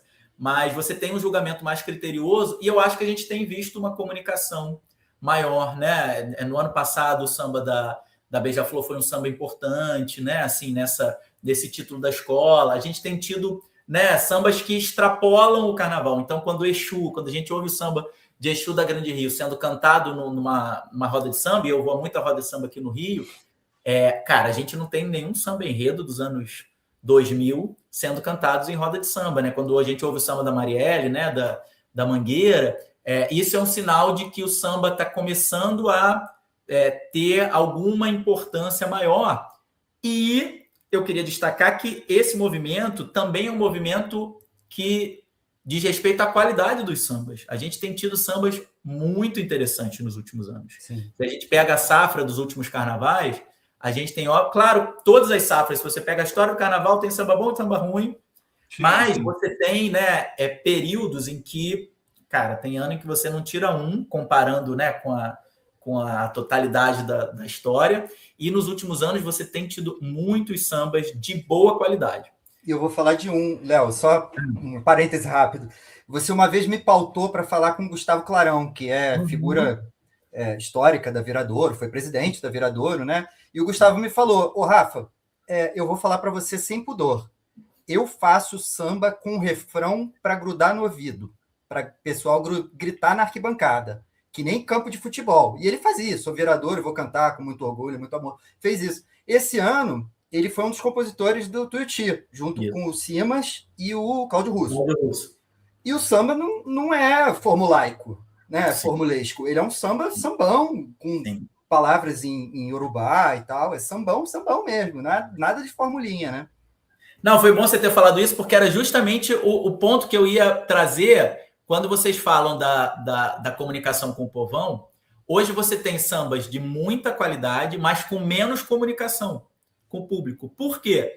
Porque o julgamento, conforme foi ficando mais técnico, também foi exigindo que você trouxesse sambas mais elaborados, mais elaborados no sentido de mais detalhistas, mais profundos. Detalhado, né? Exata, que contem cada trecho do enredo. Os enredos foram ficando mais complexos. Se você pega enredos dos anos 90, dos anos 80, são enredos, em alguma medida, simples, que você consegue entender. Você pega lá o Xuê Xuá da Mocidade, cara, é a água, e você tem a água do bebê, a água do... E você tem... Peraí que minha bateria está acabando, eu preciso ligar aqui. E você tem inúmeros setores que falam daquilo, mas todos você compreende. Hoje em dia, você compreender um enredo, cara, é difícil pra caramba. A gente lá para fazer o nosso julgamento e para fazer a transmissão da TV... Os comentários, cara, eu leio aqueles enredos, são teses, assim, são enredos muito complexos. Isso afasta o público. Complexificou e faz com que os sambas sejam mais complexos, isso afasta o público e o pior, isso afasta um tipo de compositor. Que é o compositor, esse livro aqui, o Três Poetas do Samba, a gente fez, e a Raquel Valença fala isso no começo do livro. O começo do livro é um bate-papo. A gente fez em formato de bate-papo, eu, Raquel e Gustavo Gasparani. A Raquel fala muito isso. Ela fala, esse livro é de 2021. Ela fala, esse livro é importante porque ele marca a despedida, o ocaso de um determinado tipo de compositor que é representado pelo Hélio Turco, pelo Aloysio Machado e pelo Davi Correia, que são os compositores da comunidade, que são os compositores daquela instituição, daquela agremiação, e que são poetas geniais e que tiram a sua poesia e que fazem a sua leitura poética dos temas de uma forma muito, muito interessante. E aí, quando o Davi Correia vai fazer o samba para o Salgueiro, que era sobre a batucada, faz oiá, oiá, água de cheiro para ioiô, vou mandar buscar na fonte do senhor. Você nem entende o que significa, mas todo mundo canta esse samba. Você nem entende sobre o que é aquele enredo. E se você pega boa parte dos sambas do Davi Correia, eles são sambas muito sinestésicos, são sambas, tem muito ô, vamos lá, lelele, são sambas mais sonoros do que contam um enredo. Né? O das Maravilhas do Mar, que até a Betânia gravou, esse samba do Davi Correia, o mar por onde andei mareou. Entendeu? São sambas que não vão contar assim o detalhe. E hoje, esse tipo de compositor está completamente alijado de qualquer disputa. Esse samba não... Você tem que falar, respira fundo no pinball, quero brincar. Meu Deus, o cara que teve que contar isso num samba morreu. Né? Ô, Léo, uma curiosidade que eu sempre tive, desde garoto, agora a gente falando de letras de samba e tudo, voltando à aquarela brasileira, por que o compositor limou toda a região sul da sua letra? Eu fiz uma matéria sobre isso em 2004, quando o Império reeditou, porque eu falei, cara, será que isso vai ser um problema para o julgamento? Né? Porque o cara podia falar exatamente isso, tá errado no enredo, porque não tem uma região. Aquarela brasileira sem a região sul, né? Em 64, quando o Silas faz esse samba, São Paulo era da região sul. O Brasil tinha uma divisão geográfica diferente. Não sabia disso. Então ele se sentiu contemplado ali com São Paulo. São Paulo engrandece a nossa terra, resolveu, né? Resolveu. Acabou, vamos embora. Eu desfilei de região sul, na aula de região sul. Eu pensava assim, cara, nos anos... eu tinha confundido, fui induzido ao erro por conta do sucesso estrondoso que a gravação do Martinho fez nos anos 70. Mas hoje o Léo me falou que é de 64. Né? 64. Na minha cabeça, assim, cara, o Sul nunca teve muita proeminência assim, no carnaval e tudo. Quando o samba foi composto, menos ainda. Na minha cabeça, meio que foi isso, assim, sabe? E esse samba é um exemplo muito interessante do formato dos sambas enredo da época, né? Nessa época, esse tipo de samba é chamado de samba lençol. Lençol porque ele é grande, ele tenta cobrir tudo, ele é aquele samba, a letra é gigantesca, né? É um samba que cai em desuso logo depois. E é um samba que, ainda pensando na necessidade das escolas de samba de se afirmarem diante de uma sociedade que não estava predisposta a aceitá-las, esses sambas dos anos 50, 60 usam palavras empoladas, um vocabulário rebuscado. Vejam, esta maravilha de cenário é um episódio relicário. Palavras que fazem com que esses sambistas sejam mais aceitos socialmente do que se eles usassem as palavras, o vocabulário, o linguajar que a gente usa no dia a dia coloquial. Então, os sambas dessa época são todos muito empolados, muito, né? O samba do ano seguinte, né? Da Dona Ivone e do próprio Silas de Oliveira. Eu e meu amigo, 5 bares da história do Rio. Eu e meu amigo Orfeu, sedentos de... Como é que é? Sedentos de cultura e desvario. Cantaremos em sonhos os 5 bailes da história do Rio. Então, os sambas eram todos assim, né? O Paulo da Portela dizia no começo do século passado que os sambistas deviam ter os pés e os pescoços ocupados. O que significava isso? O sambista, para ser aceito, ele tinha que estar de sapato e de gravata. Você deve andar de pés e pescoços ocupados. É uma frase clássica do Paulo da Portela. A gente diz que esses sambas eram os sambas enredo de pés e pescoços ocupados, né? De terno e gravata. E aí, logo depois, no fim dos anos 60, chega o Martinho da Vila, e eu brinco que ele faz o samba de bermuda e chinelo. Né? O Martinho traz o Partido Alto para o samba, o Martinho começa a fazer sambas, utilizando ali, que estão aí nesse livro que eu fiz sobre a Vila Isabel, Cartas para Noel. O Martinho faz isso na Vila Isabel, numa sequência de 67, 68, 69, 70, 72, sambas lindos, né? Iaiá do Cais Dourado, né? Onde o Brasil aprendeu a liberdade, sambas incríveis que ele canta até hoje nos shows, e que são sambas que trazem essa linguagem mais coloquial, e isso começa não só o Martinho, né? Mas se a gente pega o Salgueiro do Bahia de Todos os Deuses, já tem isso, o Pega no Ganzê do Salgueiro de 71, talvez seja, né, o grande exemplo dessa mudança, né? Olelê, olalá, pega no Ganzê, pega no Ganzá. Cara, esse refrão, e é o refrão até hoje sonoramente mais cantado no mundo inteiro de um samba enredo brasileiro, né? Você tem torcida de time da Argentina que canta no estádio até hoje. Você tem passeata na Espanha, os caras batendo panela cantam olele, olalá. Então, assim, é algo que atravessou o mundo, e é esse momento em que o samba começa a dialogar mais com a sociedade de forma geral, né?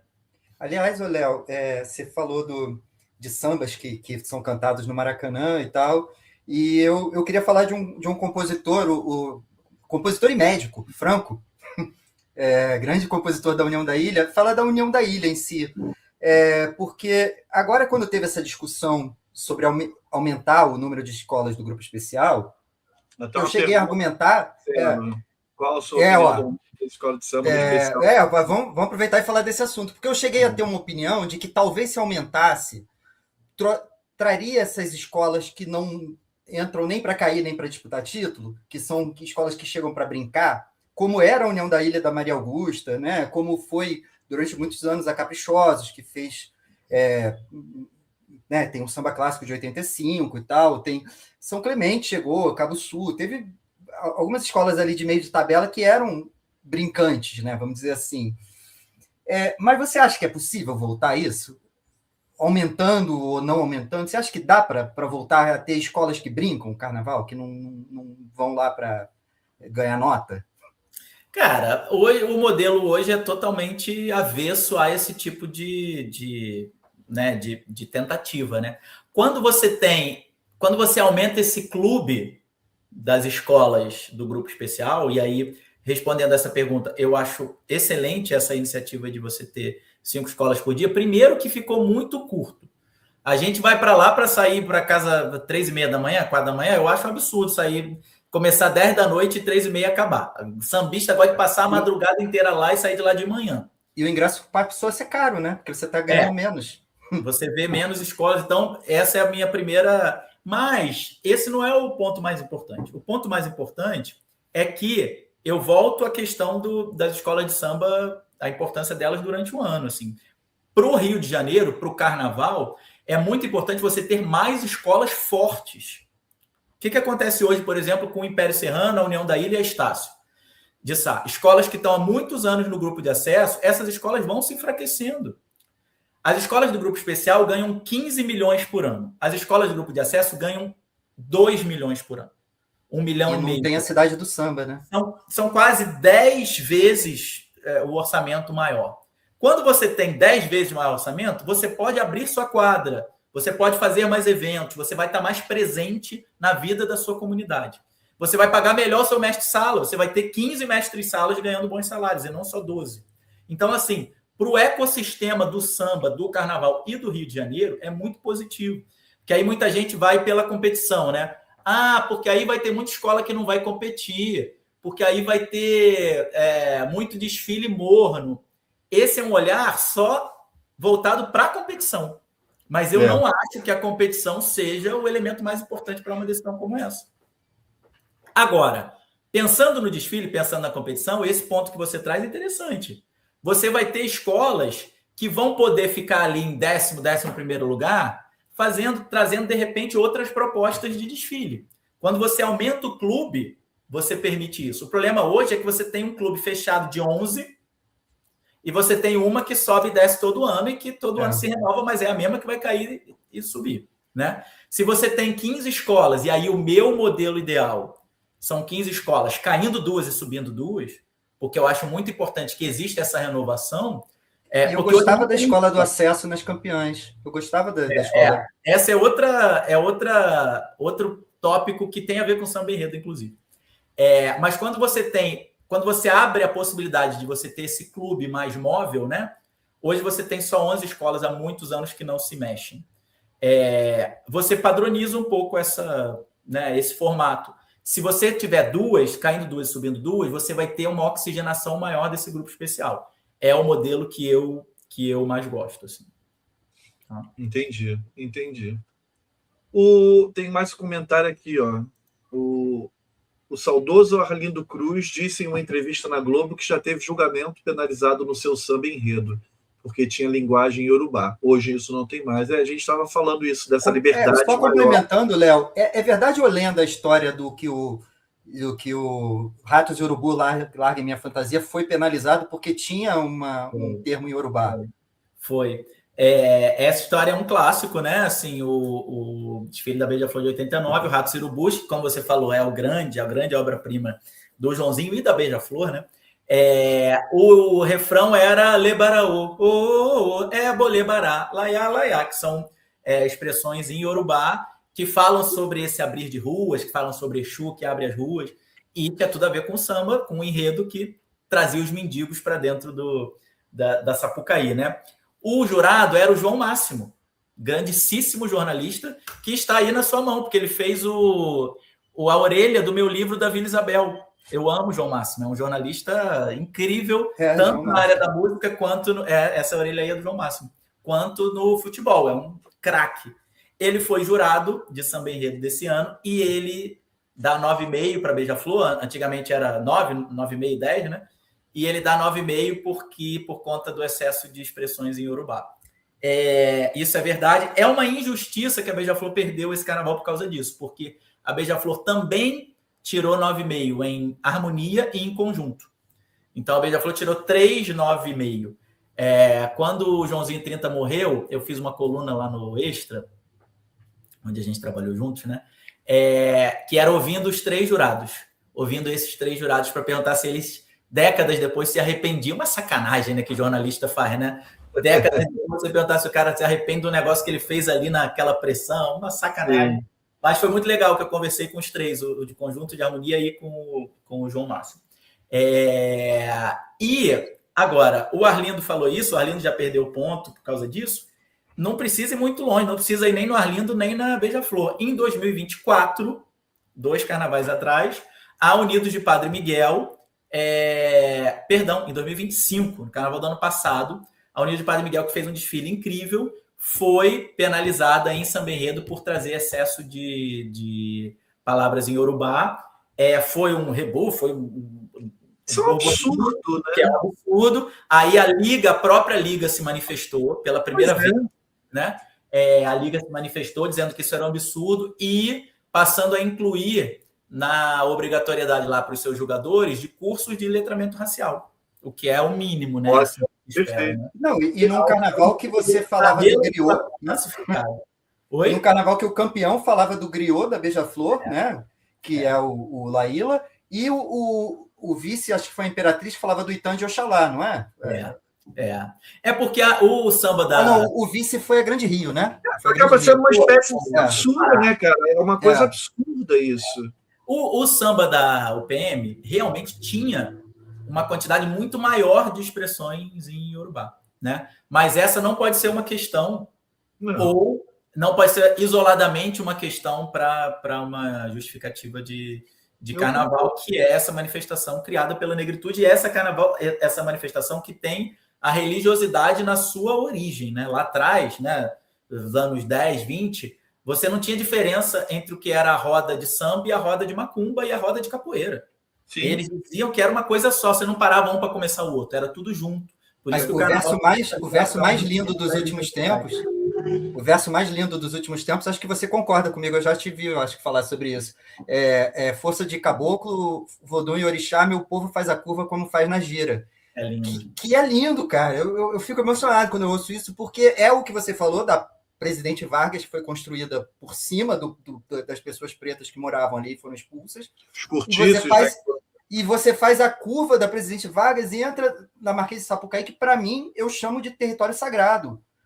Porque aquele território, o que já passou de entidade por ali, as pessoas se incorporam naquele lugar, de verdade. Eu já vi pessoas incorporando naquele lugar. É um território sagrado aquilo. E assim, é uma gira mesmo, né? É uma gira.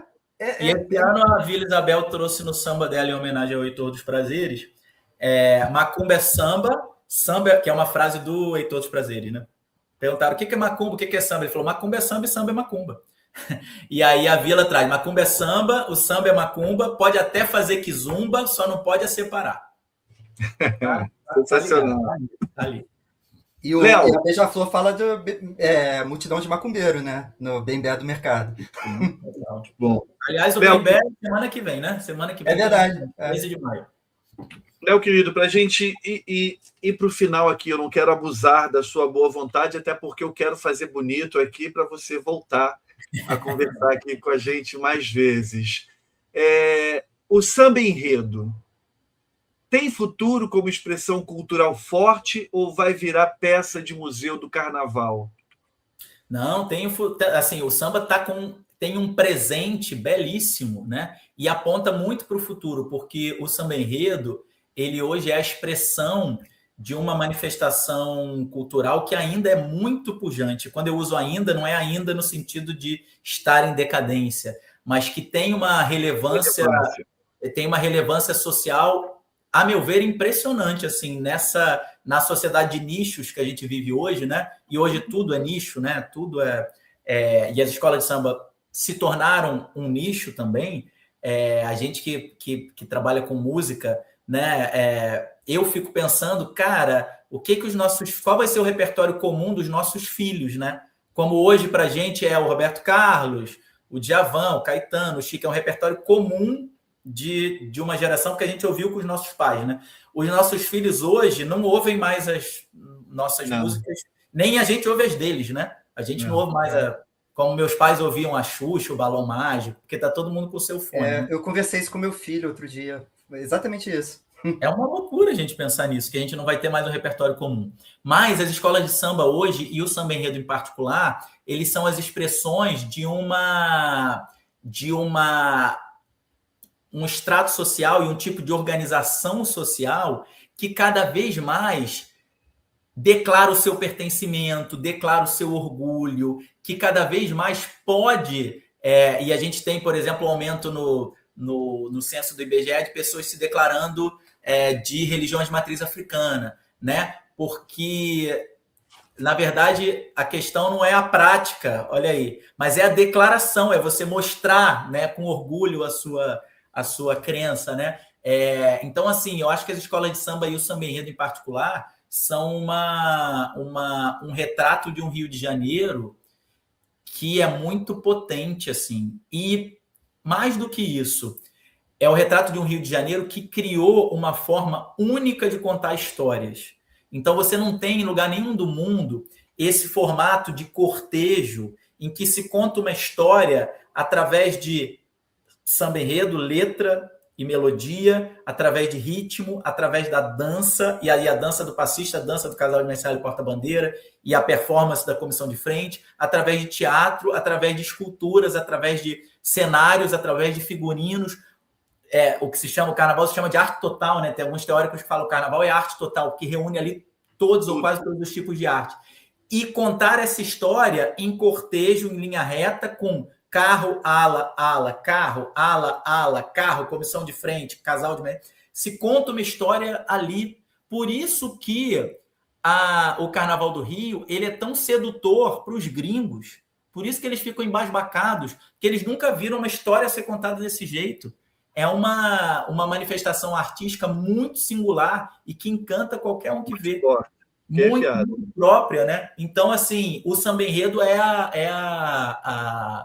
a voz disso, é o discurso disso. E, normalmente, quem se apaixona por carnaval entra pelo samba enredo. Sim. Hoje, você até tem, né, com essa preponderância das comissões de frente e desse visual... um ou outro que começa se encantando por isso, mas normalmente a primeira lembrança que a gente tem, as nossas memórias afetivas e a tua porta de entrada para a escola de samba é o samba enredo. Então, ele tem um futuro lindo. Léo, eu queria só falar, você falou de religião de matriz africana, e eu quero entrar em outro assunto também, eu sei que a gente está terminando. Eu mostrei aqui meu colarzinho aqui do Omolu. Eu sou cristão. Do Martinho de Omolu. O Balu aí. Eu sou cristão, mas sou apaixonado pelas religiões de matriz africana por causa do samba, e porque tem uma coisa muito bonita que está no samba do Exu, que eles falam, aqui na terra é nosso templo de fé. Eu acho que a religião tem uma coisa muito própria, até pelo próprio cristianismo, lembrar um martírio, né? A coisa do martírio, da vida eterna e tal. E a religião africana tem uma coisa muito bonita, que ela é vivida no planeta Terra, na natureza, na comida, na bebida, na música, na dança. E eu acho que o samba traz isso de bonito, assim, de você viver a vida, né? Você não está esperando a morte, você não está se sacrificando, você celebra a alegria.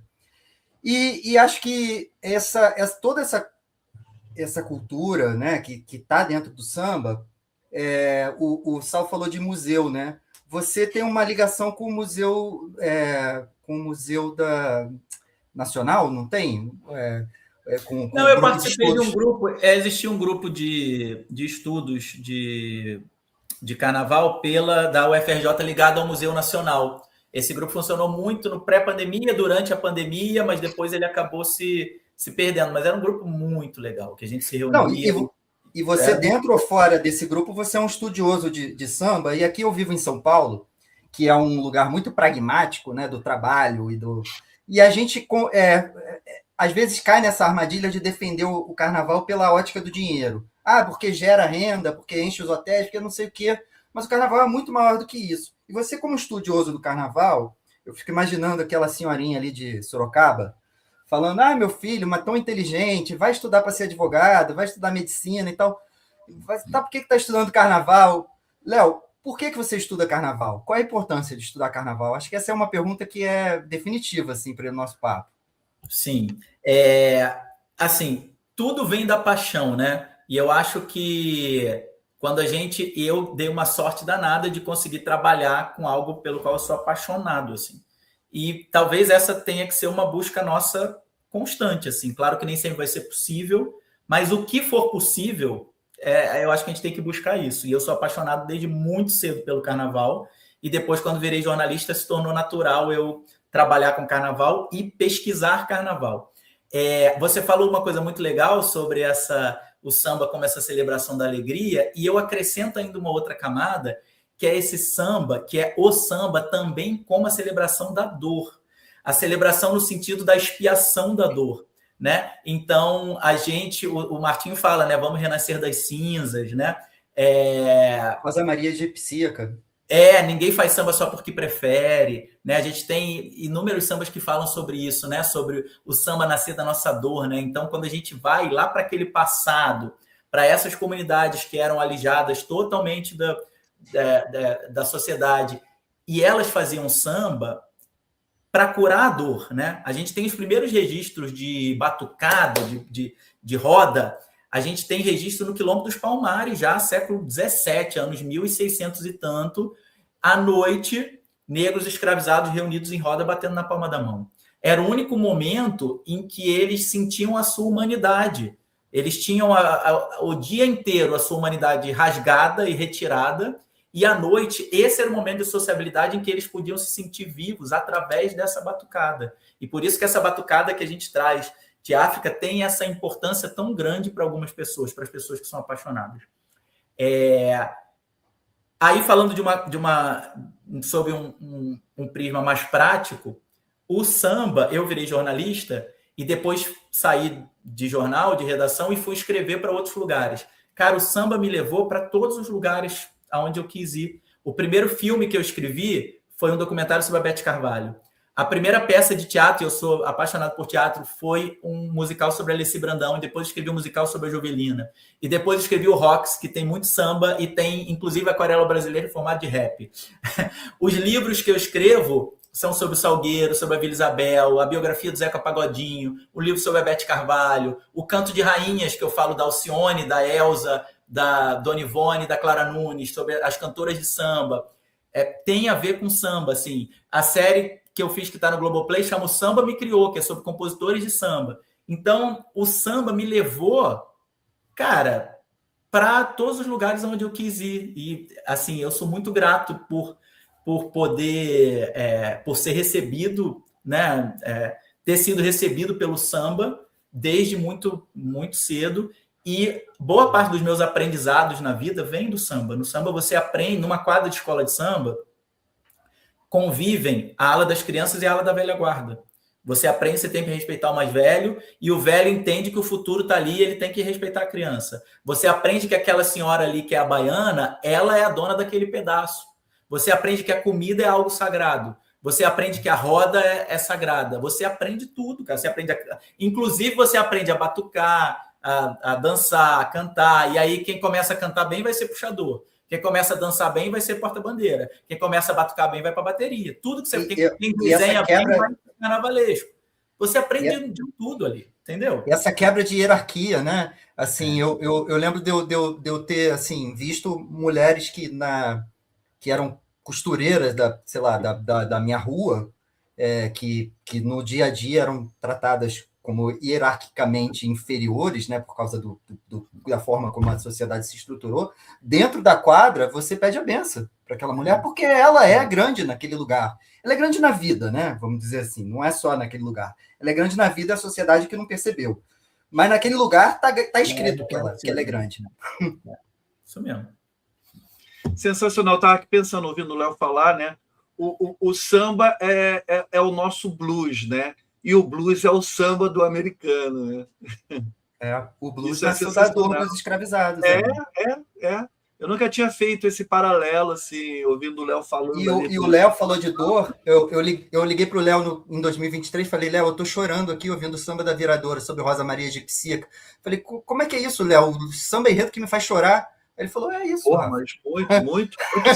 Não só samba enredo, né? Mas o samba, assim, o samba é foda. Eu quero fazer, se o Léo quiser, o Pitadas está de portas abertas aqui para a gente falar sobre isso, falar sobre as mulheres no samba.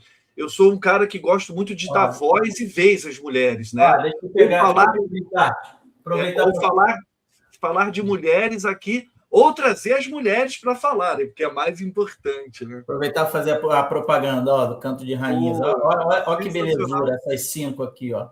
Vamos fazer uma live sobre isso? Vamos. Essas aqui são o meu xodó, porque, na verdade, eu falo das outras também. Eu fiz um livro... Vou atrás desse livro. Minhas paixões. Vou atrás desse livro aí para ler e a gente marca esse papo. Vamos nós, estamos Quero juntos. muito. Agora, para a gente encerrar, encerradinho. Primeiro para o Rafinha, depois para o Léo encerrar. Rafa, qual samba enredo te arrepia até hoje? Só pode um, não vale roubar.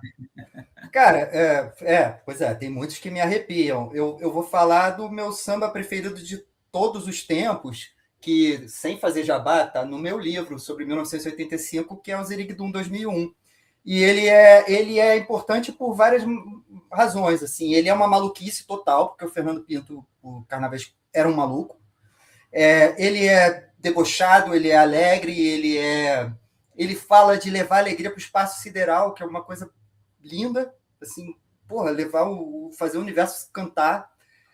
E ele é importante, além de ser um samba que eu amo, ele é importante porque tem um ponto que a gente precisa falar também em outras lives.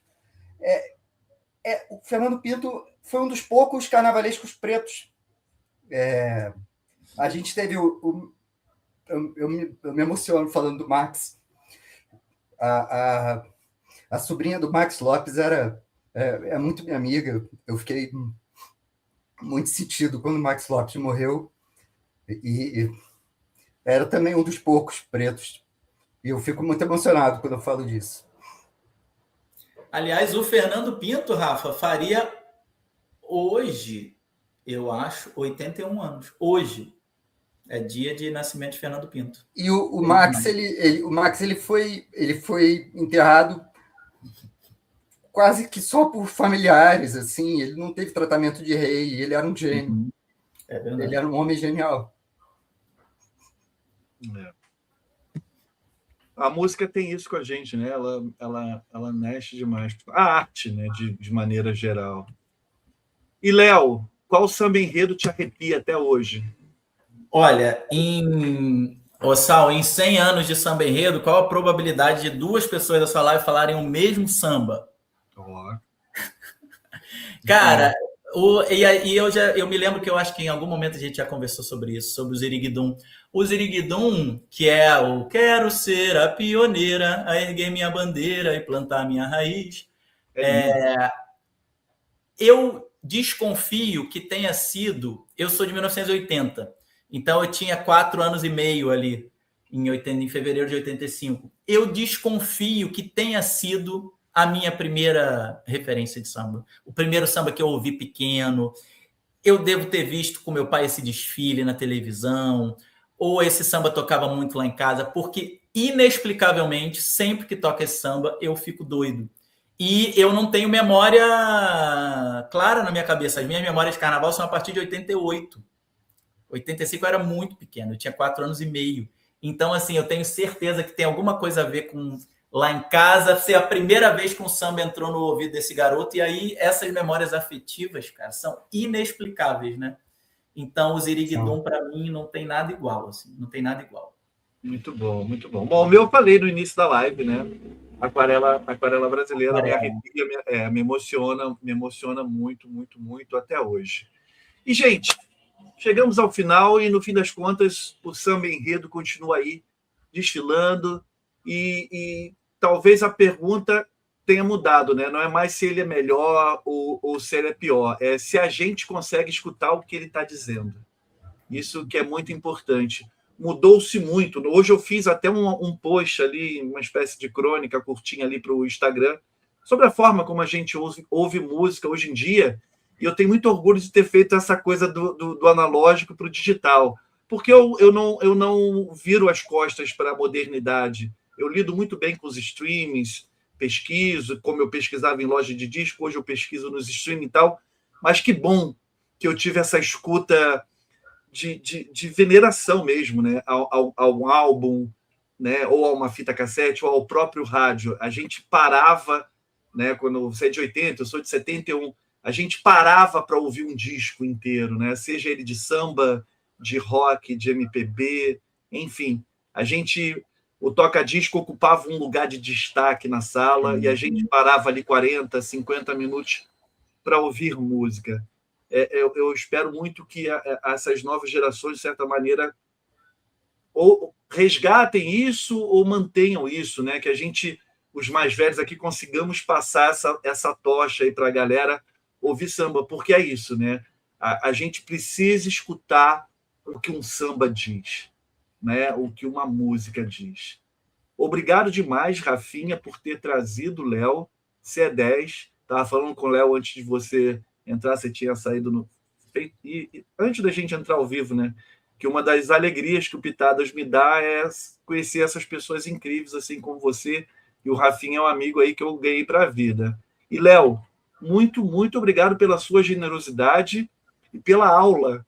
Foi uma aula, né, não, Rafinha? Foi uma aula. Eu sou um cara curioso, eu gosto de história e tudo, e muitas coisas me chamam a atenção, mas eu nunca tinha tido uma aula sobre o samba, sobre a origem, sobre por que ele deixou de ser assim, por que ele era assado e tal. Foi uma aula, Léo. De verdade, assim, eu sou muito grato pela sua generosidade de compartilhar isso aqui para a galera do Pitadas do Céu, e, acima de tudo, para mim, porque o canal, eu sou egoísta, né? Eu faço o canal para mim, mas se a galera gosta, aí o jogo está completo. Vou deixar você, Rafinha, se despedir da galera, fazer seus comentários finais e depois eu passo a palavra para o Léo. Rafinha, obrigado, querido. Bom, eu vou me despedir aqui, eu estou desconcertado aqui, que eu me quebrou no meio esse final. Não foi nada planejado. Não foi planejado. Eu vou explicar o que acontece. Esse tema dos carnavalescos pretos, apesar de eu não sou um homem preto, eu sou um homem branco que foi criado na zona sul do Rio, inclusive, mas eu sou muito amigo da sobrinha do Max Lopes, e eu sempre fui fã dele. Ele é um cara incrível, ele inclusive ganhou do Joãozinho 30 naquele carnaval de 89, porque ele é gênio também, ele é um dos gênios, ele era um dos gênios do carnaval, e assim como muitos gênios que passaram pela Sapucaí, pela história do Rio, ele quando ele morreu, não houve uma repercussão imensa. Assim. Acho que alguns jornais, como o Extra, por exemplo, que dão esse destaque para esses artistas do carnaval, noticiaram e tal, mas não foi tão grandioso assim quanto ele merecia. Assim. E eu fico emocionado quando eu lembro disso. É isso. Mas a gente mantém aqui acesa a tocha. Obrigado, querido. E, Léo, tamo junto, meu velho. Obrigado. Eu que agradeço. Cara, é sempre muito bom, assim, bater papo, e a condição de vocês maravilhosa aí foi me ajudando aí a fazer essa viagem. É muito bom falar da nossa cultura e das coisas que mobilizam a gente, né? Das coisas pelas quais a gente é apaixonado. Você no teu canal, é isso que você falou. Você falou que faz o teu canal para você. Cara, é isso que é o mais importante, né? Se você faz para você, isso transparece, né? É o que eu penso. Canal transparece para todo mundo o teu amor, a tua paixão, e aí que dá certo, né, cara? Aí que funciona. Então, obrigado. Sempre que quiser falar de samba, estamos aí, e foi um prazer estar com vocês. Prazerzaço, cara. Tamo junto mesmo. Eu vou encerrar aqui a transmissão e me despeço de vocês dois offline. Valeu, galera. Até a próxima.